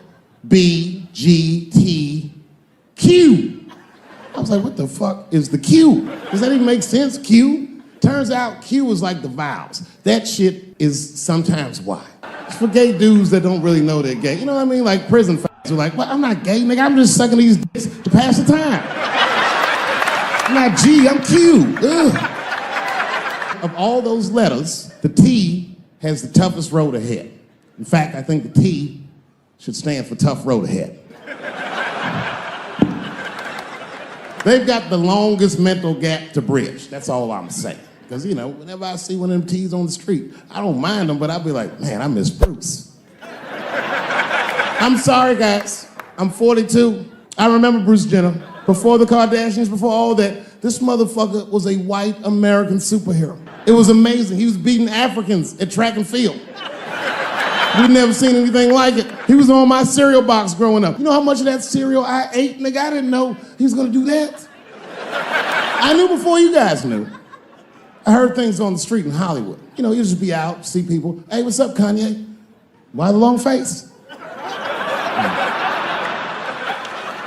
Nigga, you'll see. I got 2 mother-in-laws now. And when I heard he was gonna do it, I was scared. I didn't think the public was ready. I didn't think the media was ready. I was wrong. Not only did the public embrace him, but the media was nice. I'd never seen anything like it. Welcome to the world, Caitlin. So long, Bruce. Hello, Caitlin. I was shocked. Is this happening? Wait a minute, is this a time in American history when an American can make a decision for themselves? And even though other Americans don't understand it, they'll support it and let this person live a happy life? Is this what's happening? If it is, then good for America. That's Dave Chappelle, the American. Although Dave Chappelle, the black American, he was a little jealous. I was like, how the fuck are transgender people beating black people in the discrimination Olympics? If the police shot half as many transgenders as they did niggas last year, it'd be a fucking war in LA. I know black dudes in Brooklyn, hard street motherfuckers that wear high heels just to feel safe.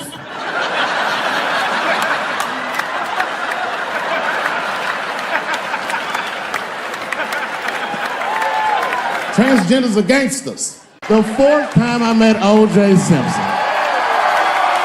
The 4th time is not the funniest time, but it was the last time I'd see the juice. For some reason, I was at the Kentucky Derby. It's a very long story. This is right after I quit Chappelle's show in spectacular fashion. There was a party hosted by Michael Jordan, and every athlete I'd ever admired was in that room. And then I saw a familiar face by the bar, standing there, drinking alone. It was Chris Tucker. Now, you have to remember, at this time, we were both technically missing.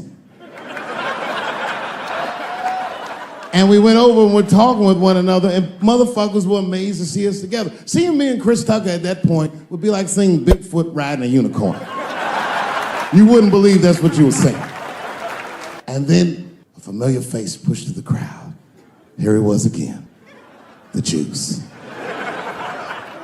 He had his camera ready. He was like, Dave, Chris, good to see you guys. Let's all get together for a picture. And at the same time, me and Chris were like, no. Sorry, Juice, my career's too flimsy to survive a picture with you. That's the end. Good night.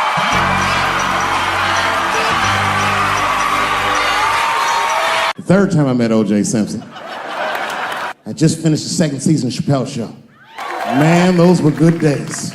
I was playing a comedy club in Miami. I don't know if you've ever been, but if you have, you'd know. The door for the green room is right on the stage. Can you imagine such a thing? If I walked out of the door of the green room, bam, I'm just right here. It's right from the dressing room. And I did that. I walked out, and the whole crowd was like, hooray! And I looked, ma'am, as close as you are to me, I saw him as soon as I came out, the Juice. And I saw recognition in his eyes, and it filled me with pride that he knew who I was. I didn't acknowledge his presence because it was a white audience, and I didn't want to start a panic. But I did my show. Show went great. I said, good night, everyone. They all said, yay! And I didn't say nothing to OJ, but I just gave him the signal, let him know I knew he was there. And I walked into the green room, and OJ was already in there. I was like, how the fuck is this possible? I was scared. And then my friends came in, and we all started talking. We sat down on the couch. I'm just telling you what I saw with my own eyes. You can believe me or not believe me. But in my experience, O.J. Simpson, one of the nicest men I'd ever met. He was nice to me. He was nice to my friends. The conversation was filled with warmth and levity, humor, and wisdom. We talked for 90 minutes, and then suddenly the Juice said, you know what? I've got to be going.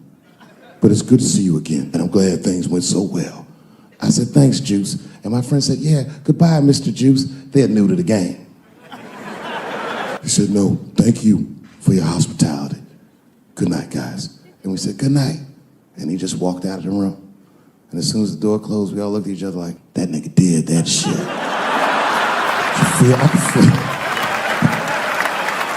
I could feel like murder in the room.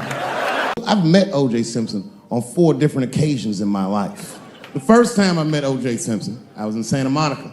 At the time, I was 18. I had done a show, and then a guy from the club came up and was like, hey, O.J. Simpson's here, and he said he wants to meet you. I said, what? Fuck yeah. I ran down the steps, and O.J. was down there. He was like, hey, yo, man, how are you? It's very good to meet you, and you're doing really good work, and I hope good things happen for you in your life. I was like, man, thanks, Mr. Juice.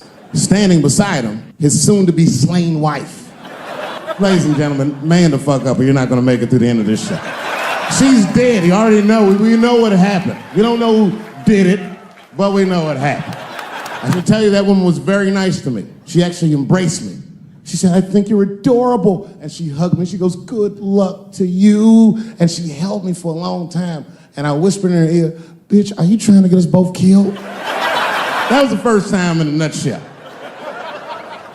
I live in a little town in Ohio. It must be like 3,700 people. And niggas always ask me, like, Dave, why you live in that hippie town? And I'd be embarrassed to tell them the truth. Because Yellow Springs, Ohio has the most beautiful women in the world. And a lot of people might disagree with me, but you gotta see them for yourself. But it all depends on what you're into, you know what I mean? I like white bitches with dirty feet.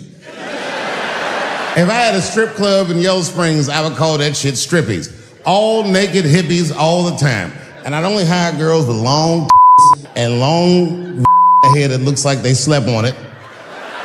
And I would keep a pile of dirt right next to the stage. Like, get your feet in that dirt and get up there and give those people what they came to see. Chalk up.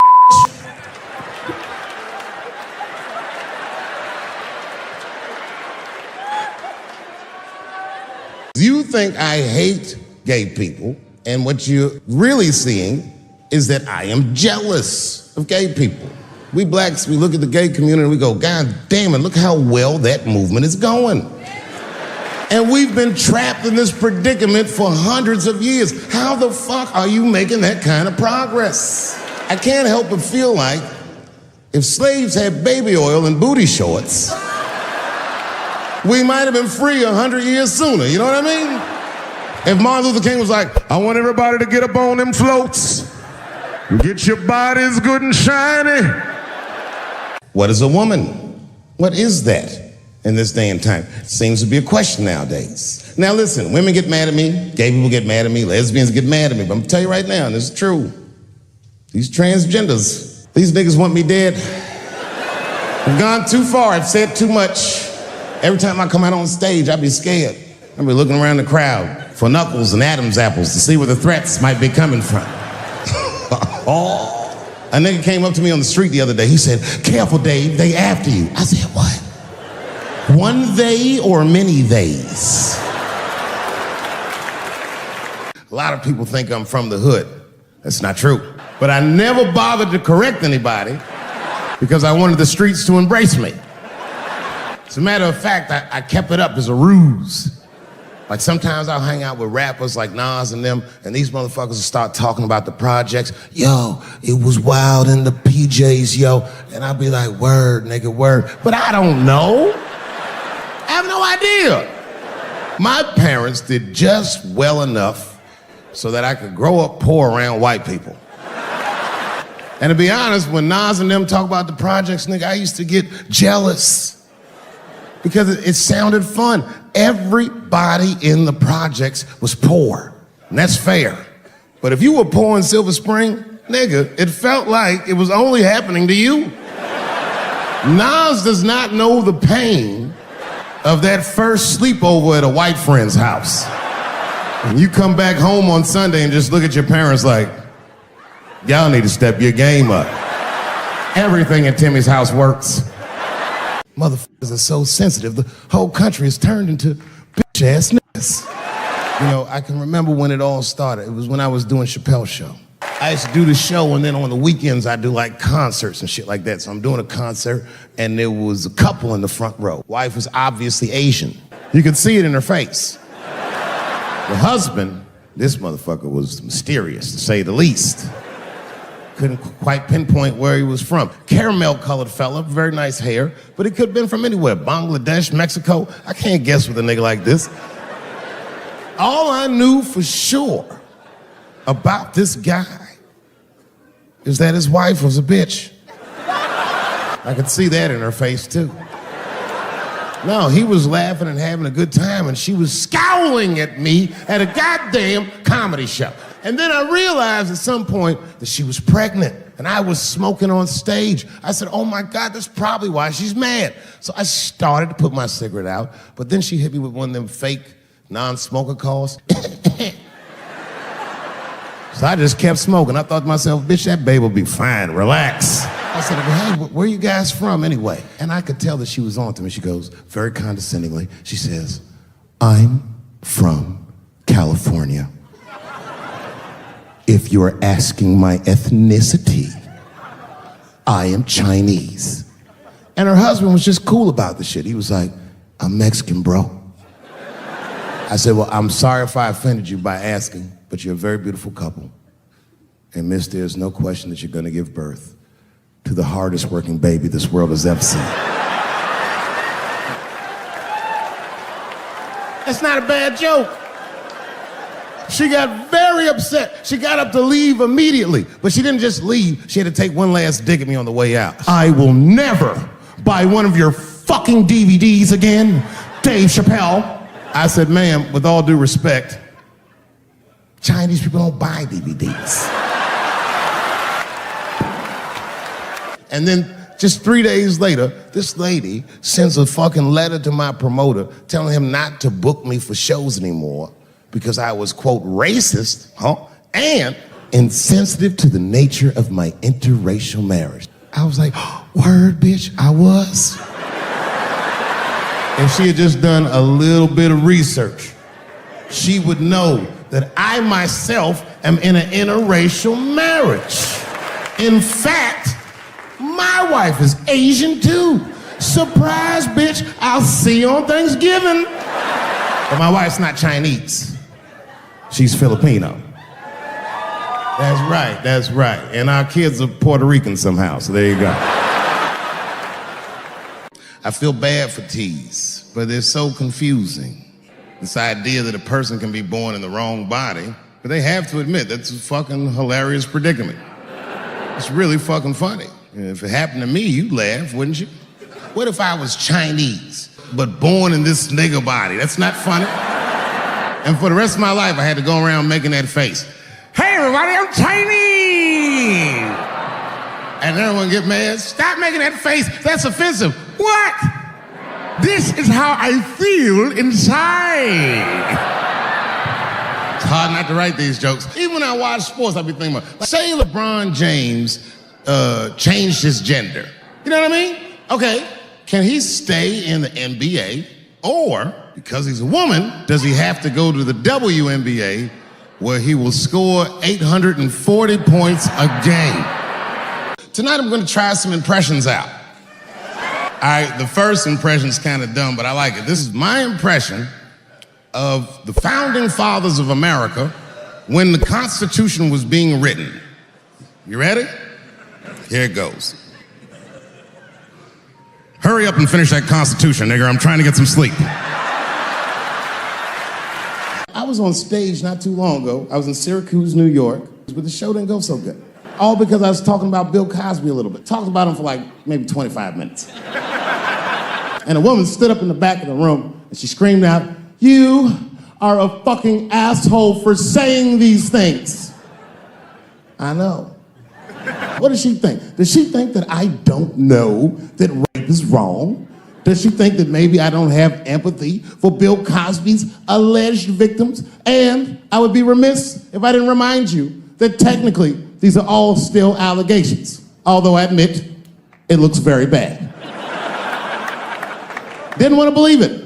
At first I didn't believe it. I was like, man, these people are obviously trying to destroy Dr. Cosby's rich legacy. Even 34 allegations into it, I was still like, man, probably only raped 10 or 11 of those people. Bill Cosby was a hero to me. And she doesn't know what it feels like to think that your hero might have done something so heinous. My God, you can't imagine. It'd be as if you heard that chocolate ice cream itself had raped 54 people. Oh man, but I like chocolate ice cream. I don't want it to rape. She was rushing the stage. By the time I saw her, I just saw this shadowy figure fucking charging up the aisle towards me in full fight mode. I was horrified. I said, oh my God, I'm gonna kick this bitch in the face. I didn't have to. Security tackled her, but it was a really fucking horrifying scene. And then she screamed out to me, "Women suffer." I said, I know. And ladies, I need you to know that I know. I need you to know, seriously, there's a lot of men in this room that identify themselves as feminists. I would include myself in that. We all have mothers and daughters and sisters and wives, and we want to see all these women do well. There's a lot of men like that in this room. There's a lot of men like that in the world, or as we are known on the streets, bitch-ass niggas. But as this woman was wrestling and screaming at me, I started to take offense. And I'm gonna be honest, race was involved. She was a young white woman. Bitch, how the fuck are you going to yell at a black man about discrimination? Women suffer. I know. Women suffer. Same team. Women suffer. And this bitch went too far. We suffer just like you. Slow your roll, bitch. You suffer, yes, but not like me. Not like us. She goes, suffering and suffering, what's the difference? I said, come on, white woman, you know what it is. You was in on the heist, you just don't like your cut. You suffer, I suffer. That's how it works. If you're hungry, your friend says, you know, people are starving in Africa. So what, nigga? I still want lunch. I'm vaccinated. I got the Johnson & Johnson vaccine. I gotta admit, that's probably the most niggerish decision I've made in a long time. I walk in the doctor like, give me the third best option. I'll have what the homeless people are having. Yeah, so far, so good. And I know you probably heard on the news, I did get coronavirus. And it was something else. Like, okay, first of all, when the doctor told me I had coronavirus, I got to tell you, I was surprised how it made me feel. I felt dirty. I felt gross. Because I'd been walking around Texas, just touching doorknobs and shit, hands all moist, tipping niggas with cash. Here, take this to your family. I must have killed thousands of people. I hadn't felt that dirty in a long time. Last time I can remember feeling dirty like that, man, I must have been a little boy. I was being by a preacher. Well, don't feel bad for me. I liked it. I used to get a kick out of in that fella's face. Well, he asked me to do it. People say things to me all the time, but what you don't know is it does affect me. I couldn't stop thinking about what this woman said because she's not the first woman that said that to me. It's puzzling. You know what I mean? Like, what could I possibly be saying that would make these bitches think I hate women? Couldn't figure it out. I Googled the dictionary definition of a feminist just to make sure I was talking about the right thing. And do you know what the dictionary definition of a feminist is? I didn't either.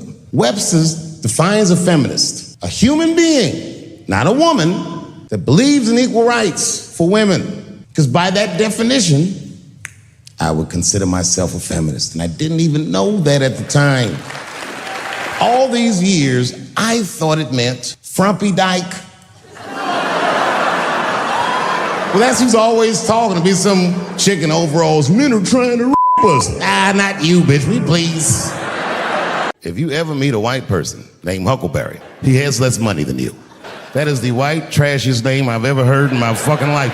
If I was in court and my lawyer came up and was like, I am your attorney, Huckleberry Finn, I'd be like, uh-oh, I'm going to jail. God forbid I ever go to jail. But if I do, I hope it's in California. Because as soon as the judge sentenced me, I'll be like, Your Honor, before you sentence me, I just went to court to know I identify as a woman. Send me to women's jail. And as soon as I get in there, you know what I'm gonna be doing? Give me a fruit cocktail, bitch, before I knock your motherfucking teeth out. I'm a girl just like you, bitch.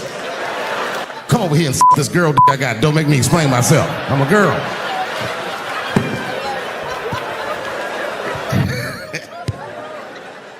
I don't know if you ever saw on TMZ the big headline, Dave Chappelle, drunk on stage in Detroit. Well, if you saw it, I wasn't drunk. I had smoked some reefer with some rappers. I don't know if you know anything about hanging out with rappers, but their weed is very strong. Stronger than what I was accustomed to. The article goes on to say I was booed off stage, which is also incorrect. I was booed. I did not leave. 2 puffs of weed, that's all it was. 2 puffs. I never had that happen where I take 2 puffs of weed. I looked at the guy next to me, I was like, I'm gonna bomb, nigga, I can feel it. And that guy called my name, Dave Chappelle. Niggas was like,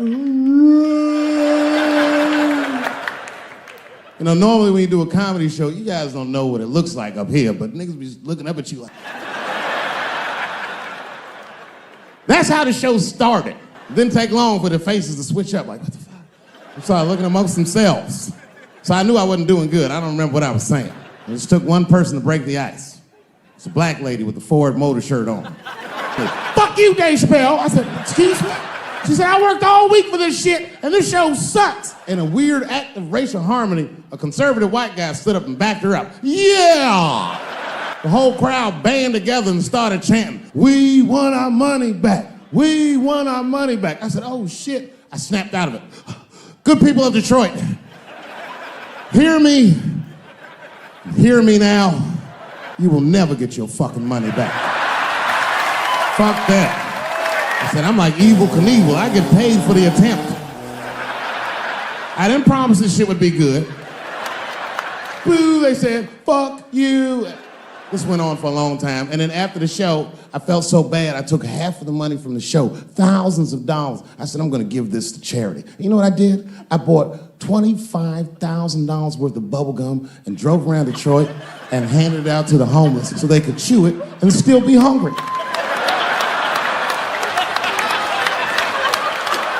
I was very mad at Detroit that night.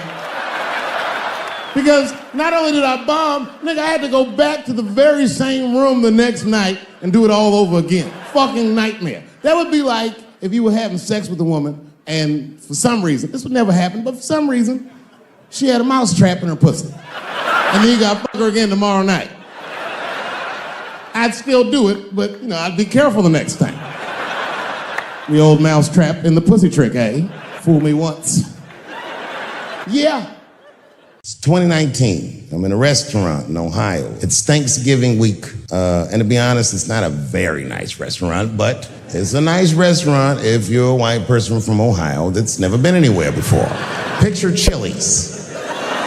I'm sitting at the bar, I'm having a drink by myself, and the only other person in the bar is a woman, a couple stools down, and she was alone, and she was older, and that made me feel sad because it was the holidays. So I told the bartender, send that woman a drink on me. Just trying to spread the cheer, and I wish I didn't. This woman wanted to talk. She wasn't mean, she was nice, but she just wanted to talk about shit that, the nigga that's trying to get drunk don't want to hear about this bitch remodeling her bathroom, and I'm sitting there trying to be polite. Oh, subway tiles, word.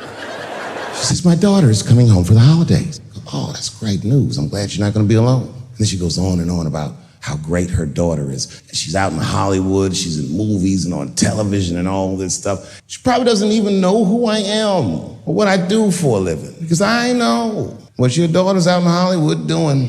And then she goes, would you like to see her picture? And I grab the picture, and this is all I say. This is all I say. Oh, she's very beautiful. And as she puts the picture away, she looks mean all of a sudden, like she caught me in some kind of trap. She's transgender.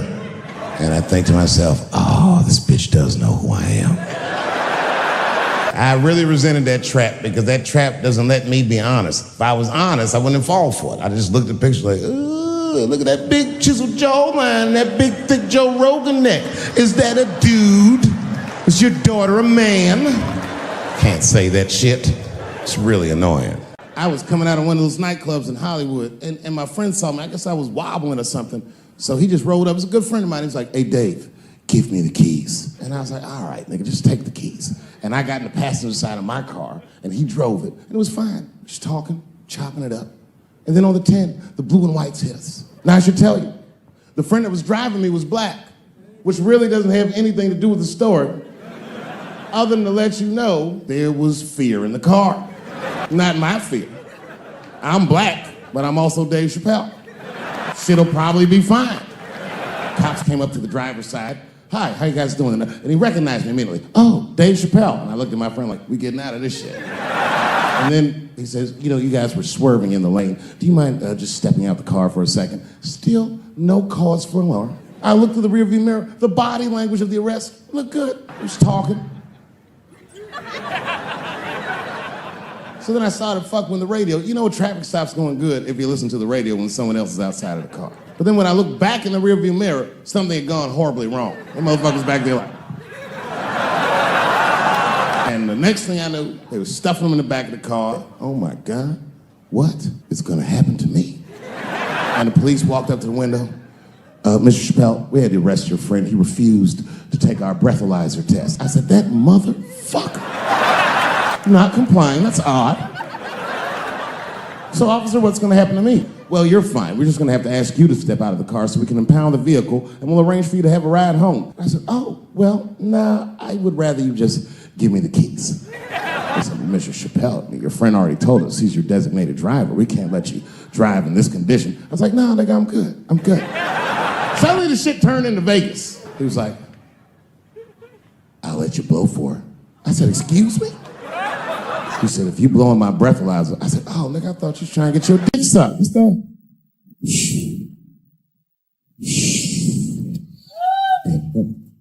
If you blow in my breathalyzer and pass, I'll give you the keys to the car. I said, Set him up, nigga, let's play. And I blew in that thing, and it made a noise. I said, uh-oh. And he looked at it, he said, oh, well, Mr. Chappelle, I guess you're free to go. I said, I am. I didn't know that thing didn't pick up weed. I drove home on the 10, 30 miles an hour. My wife has a lot of gay friends. Stuart's their leader. She has a lot of gay friends. And I don't like them. Not because they're gay, I'm just judging them on the merits of their character. They're just not nice dudes. They're fucking rude house guests. They're sitting on my couch, giggling with my wife, eating my motherfucking macaroons. And I come in, they act like the party's over. Hey, Stuart, what's going on? This guy talks to me the way a cat would speak if a cat could talk. Hi, David. Stuart, what's all the beef, man? What's going on? He always wants to have some kind of gay political argument. The last one was about a petition in federal court to take the words husband and wife out of the law. I said, well, why would you want those words out the law? He said, because it discriminates against same-sex couples. I was like, niggas, please save me the semantics. Just trust me, take your chips and get the fuck out of the casino. You're about to crap out. Just go outside, talk that over amongst yourselves, and whichever one of you is gayer, that's the wife. First of all, I didn't even know Kevin was as successful as he was. I found that shit out the hard way.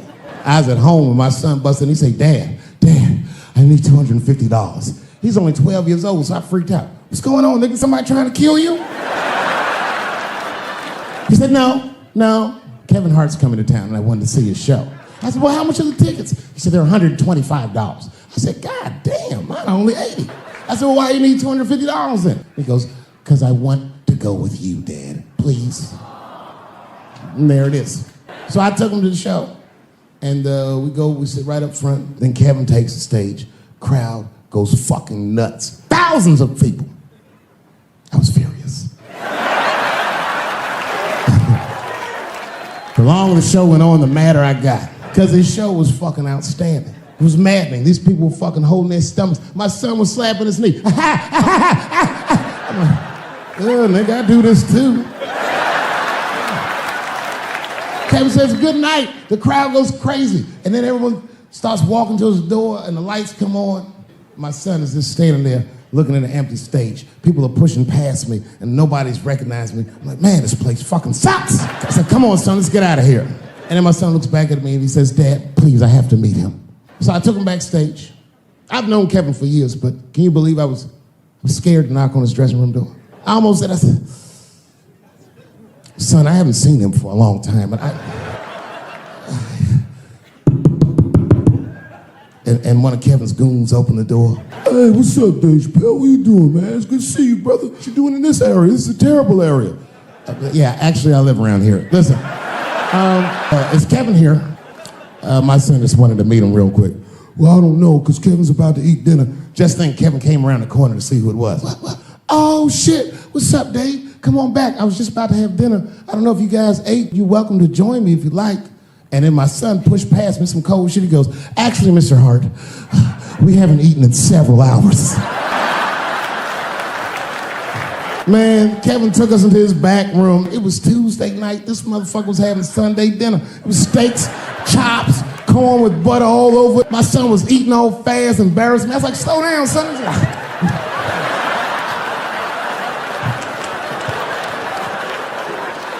And I looked over in the corner. There was a box, custom-made jerseys for the local team. Each one was hand-stitched, and on the back, they stitched on the K Hart on all of them. And he went over and grabbed one of them jerseys, walked right to my son. He said, hey, little man, I want you to have this. And my son was like, thanks, Mr. Hart. This is when I got mad. He goes, if your father ever makes you mad, put that on. And he walked out. Oh, that was some cold shit.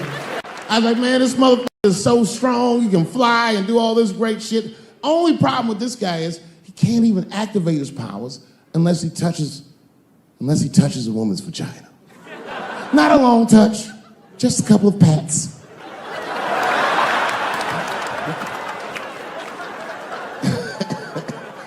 He said, well, what's the problem with that? I said, well, the problem, sir, is that our hero is not, he's not a handsome man.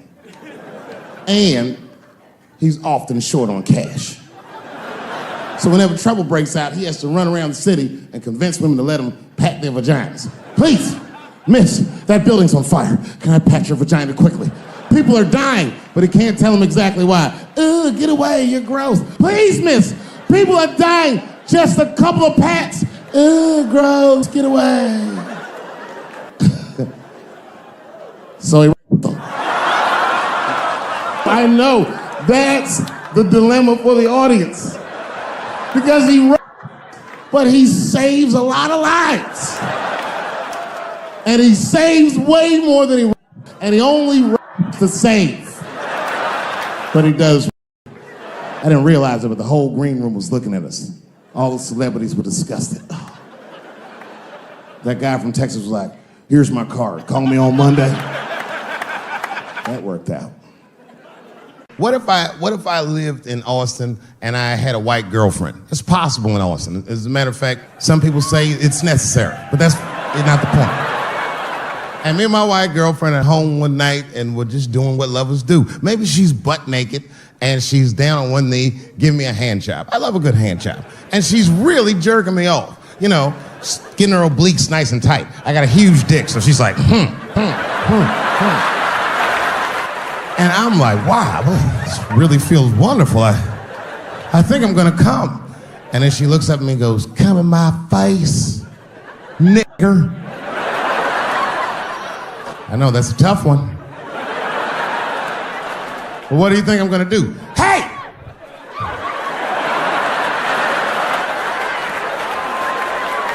That's no time for integrity, ladies and gentlemen. I'm busting that nut in her face. I'll sort through the ethics later. But I'm what they call a man of his word. If I say I'm coming, I'm coming. I don't give a fuck what happens. God forbid somebody could shoot me. If I say I'm coming, it's still like, oh.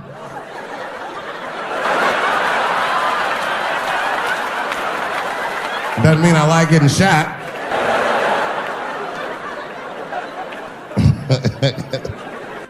Boy.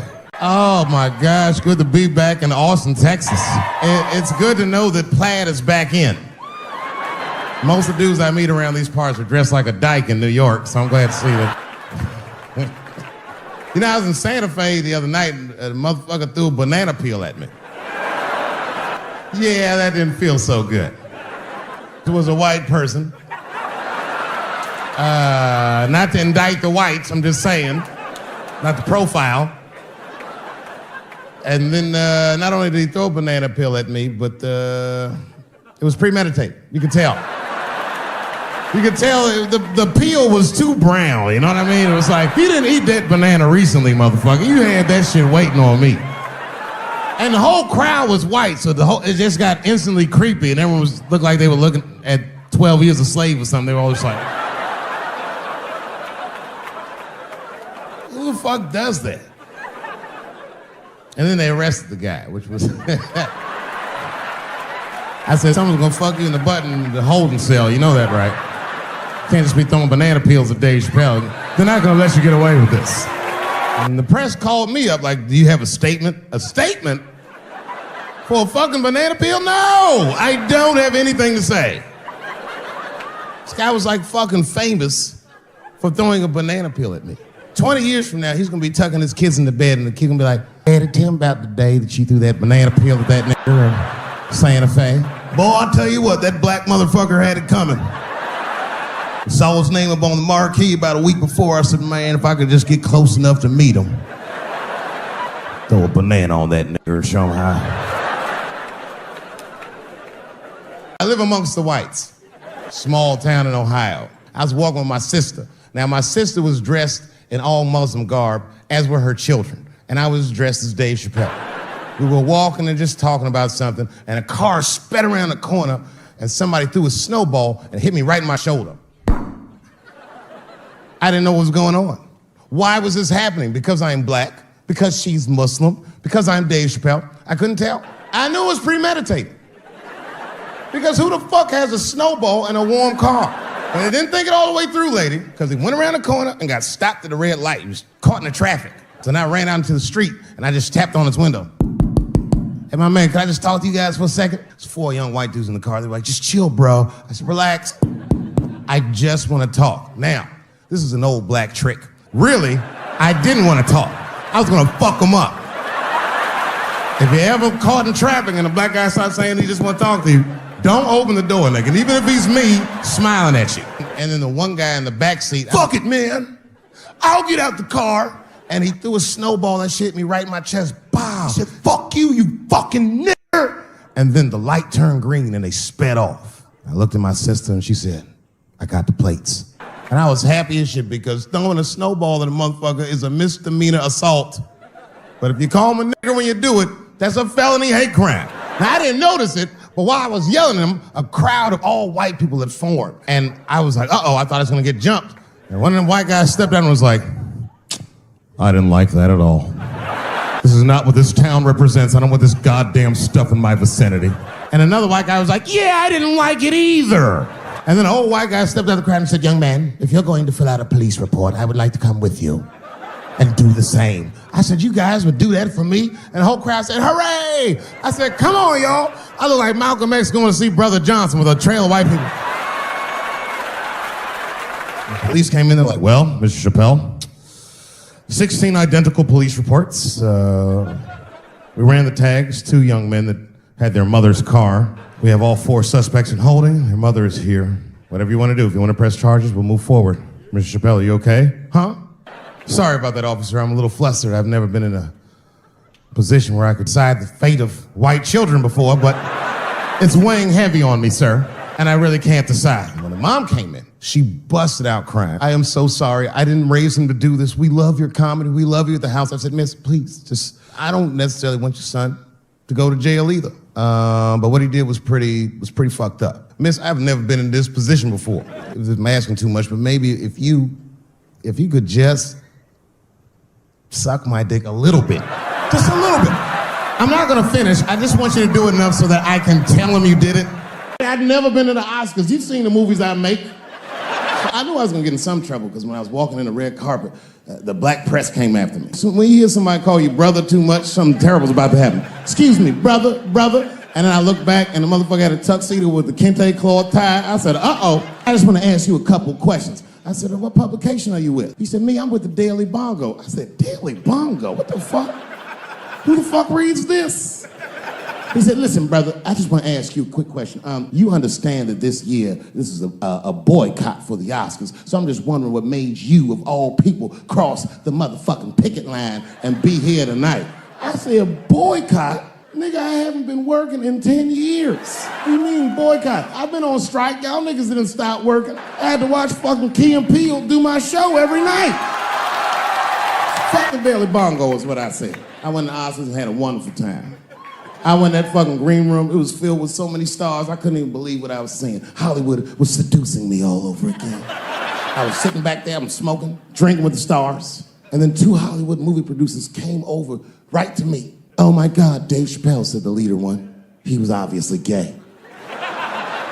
Some guys you can just tell. The other one seemed like a money guy, like maybe he was from Texas or some shit. But the gay one was definitely the leader, because he did all the talking. And then he hit me with, so David, do you have any movie ideas that you would like to pursue? The truth is, I don't. But if you know the game, you're not supposed to tell motherfuckers you don't have ideas. I was like, yeah, man, I got plenty of ideas. And he called my bluff. Really? Like what? Huh? Oh. And then I just started making up shit that I thought maybe he'd like to see. I said, I have a superhero idea. He goes, really? I go, yeah, he's a gay superhero. He was like, really? What's it called? Huh? Oh, it's called Same Hero, New Boots. It's about a gay sous chef in San Francisco. He gets bit by a radioactive rat on his shift when he's taking out the trash and is blessed with powers beyond his wildest dreams. Supersonic, gay kind of powers. He starts saving everybody in San Francisco. But at first, he only saves gay people. Later, he saves everybody, and the whole city just falls in love with him. The only problem is, no one remembers him when he saves them. Well, I don't understand. Why wouldn't they remember him? I said, because, dummy, he's gay. He keeps changing his outfit. Thanks for saving, mister. What's your name anyway? And he's like, same hero, new boots, and that motherfucker flies away. He was like, I like it a lot. The Texan didn't like that shit at all. That's impossible, gay superhero. I said, what? Well, I have others. I have a superhero you love because he's stronger than Superman and he fights for truth, justice, and the American way like Superman, but more than Superman. He beats up Mexicans for no reason. And he's like, you got my attention. Timmy was one of my first white friends, like, in my life, man. And one day I was at his house, we were just hanging out, and Timmy says, Dave, why don't you stay for dinner tonight? If I'm not home before dark, my mother will kill me. That was a lie. My mother had several jobs. I hadn't seen her in like 3 or 4 days. Because at that point in my life, it was my experience that white dinner wasn't delicious. I'd rather go home and fry some bologna or some shit like that. But then old Timmy threw me a curveball I wasn't expecting. He said, "Well, it's too bad you can't stay, Dave, because Mom made stovetop stuffing." I said, "What the fuck, stovetop?" "Well, hold on, nigga, let me make some phone calls real quick." And then I came back and I said, Timmy, you're not gonna believe this great news. Mom said I can stay." And he said, "Fantastic." He said, "Why don't you come with me and we'll help set the table and then we can say the blessing." I had no interest in setting this motherfucker's table or saying these crazy ass Mormon prayers. I just wanted that goddamn stuffing.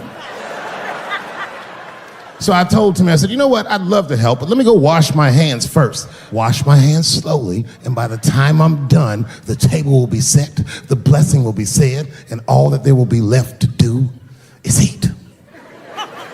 I must have been in there for about 10 minutes. One of his mothers came to the door. "Timmy tells me that you're planning on staying for dinner. There's not enough stovetop stuffing for everybody." So I kicked her in the pussy. Bam! My problem has never been with transgender people. My problem has always been with the dialogue about transgender people. I just feel like these things should not be discussed in front of the blacks. It's fucking insulting, all this talk about how these people feel inside. Since when has America given a fuck how any of us feel inside? And I cannot shake this awful suspicion that the only reason everybody is talking about transgenders is because white men want to do it. That's right. I just said that. If it was just women that felt that way, or black dudes and Mexican dudes being like, "Hey, y'all, we feel like girls inside," they'd be like, "Shut up, nigga. No one asked you how you felt. Come on, everybody, we have strawberries to pick." It reeks of white privilege. You never asked yourself why it was easier for Bruce Jenner to change his gender than it was for Cassius Clay to change his fucking name?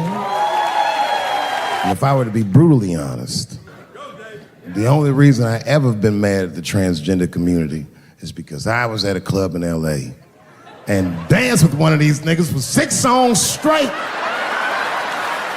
I had no idea.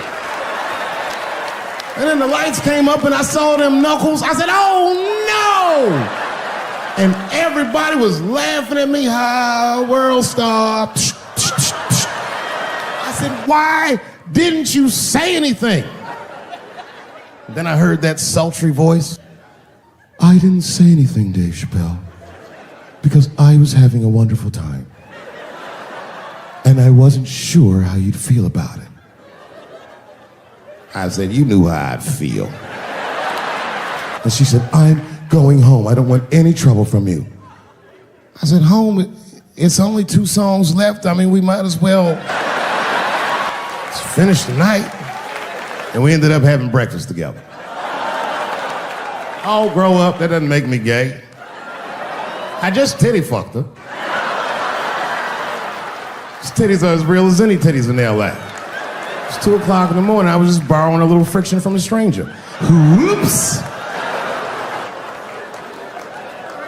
If you're in a group that I made fun of, then just know that I probably will only make fun of you if I see myself in you. I make fun of poor white people because I was once poor.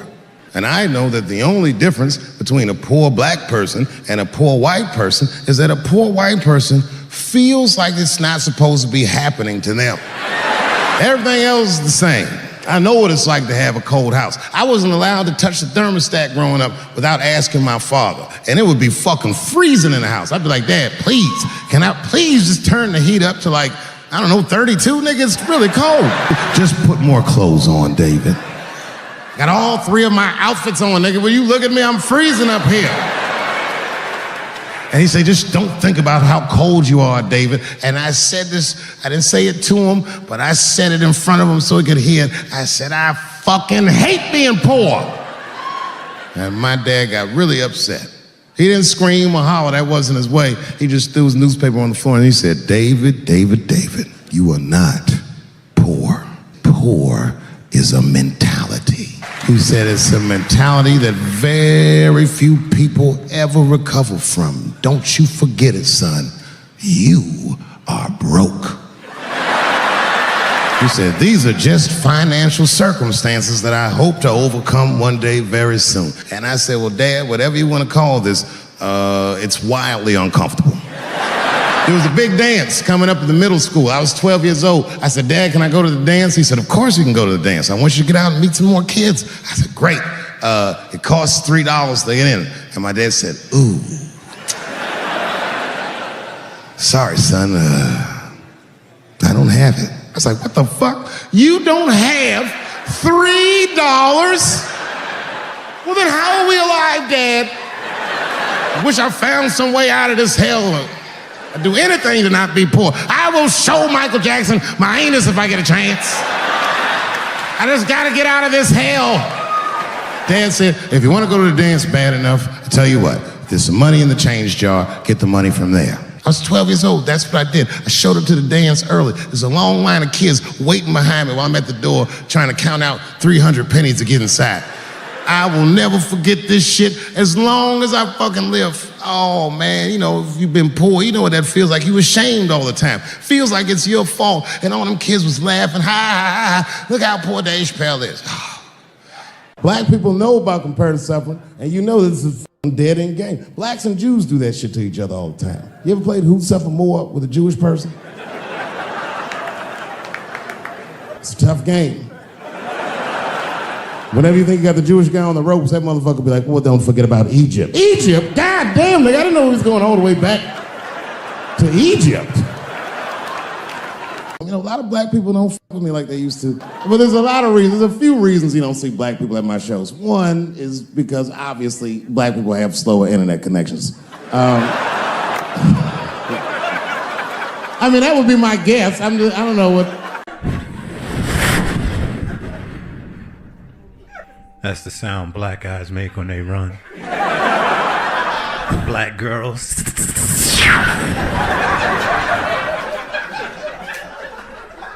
Gay guys.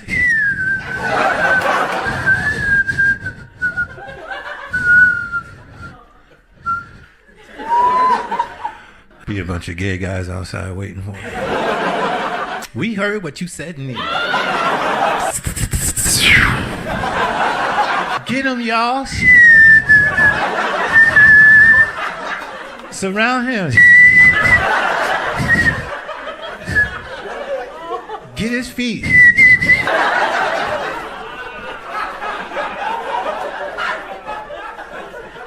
Back when we were growing up, only black people were mad. Now, everybody's just trying to get in on the act.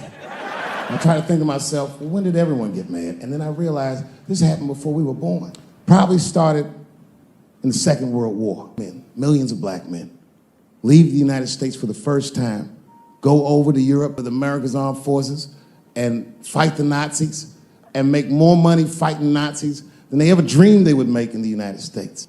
And a lot of those men, while they were in Europe, just to be real, not to be crass, probably got their dick sucked by white women.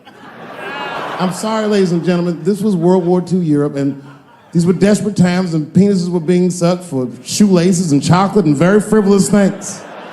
And it's very hard to come back to America and sit on the back of the bus after you've been in the south of France getting your dick sucked for a Crunch bar or some crazy shit like that.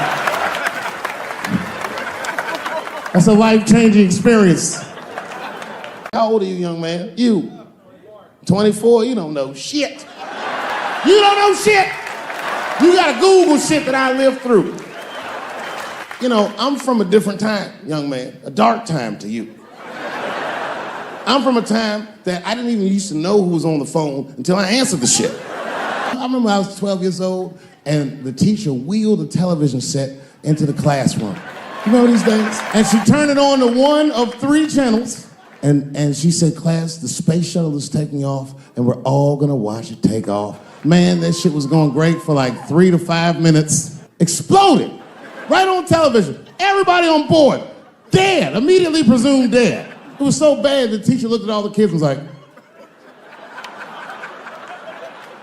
you can go home. It's a goddamn national tragedy. This was Cold War America. The Russians were laughing at us. So a guy your age wouldn't even know the pain because in your generation, it's like the space shuttle blows up every fucking day. How can you care about anything when you know every goddamn thing?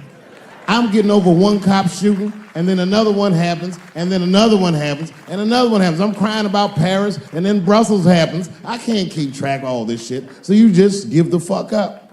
That's the hallmark of your generation. And that's fucked up because your generation lives in the most difficult time in human history. This is the age of spin. The age where nobody knows what the fuck they're even looking at. Did you know that Planned Parenthood was for abortions? It's for people that don't plan things out at all. A guy your age doesn't really know how he feels. Are you pro-choice? Are you anti-consequences? What does it all really mean? It's easier not to care for you. But for us, we were trained to care. We were raised that way.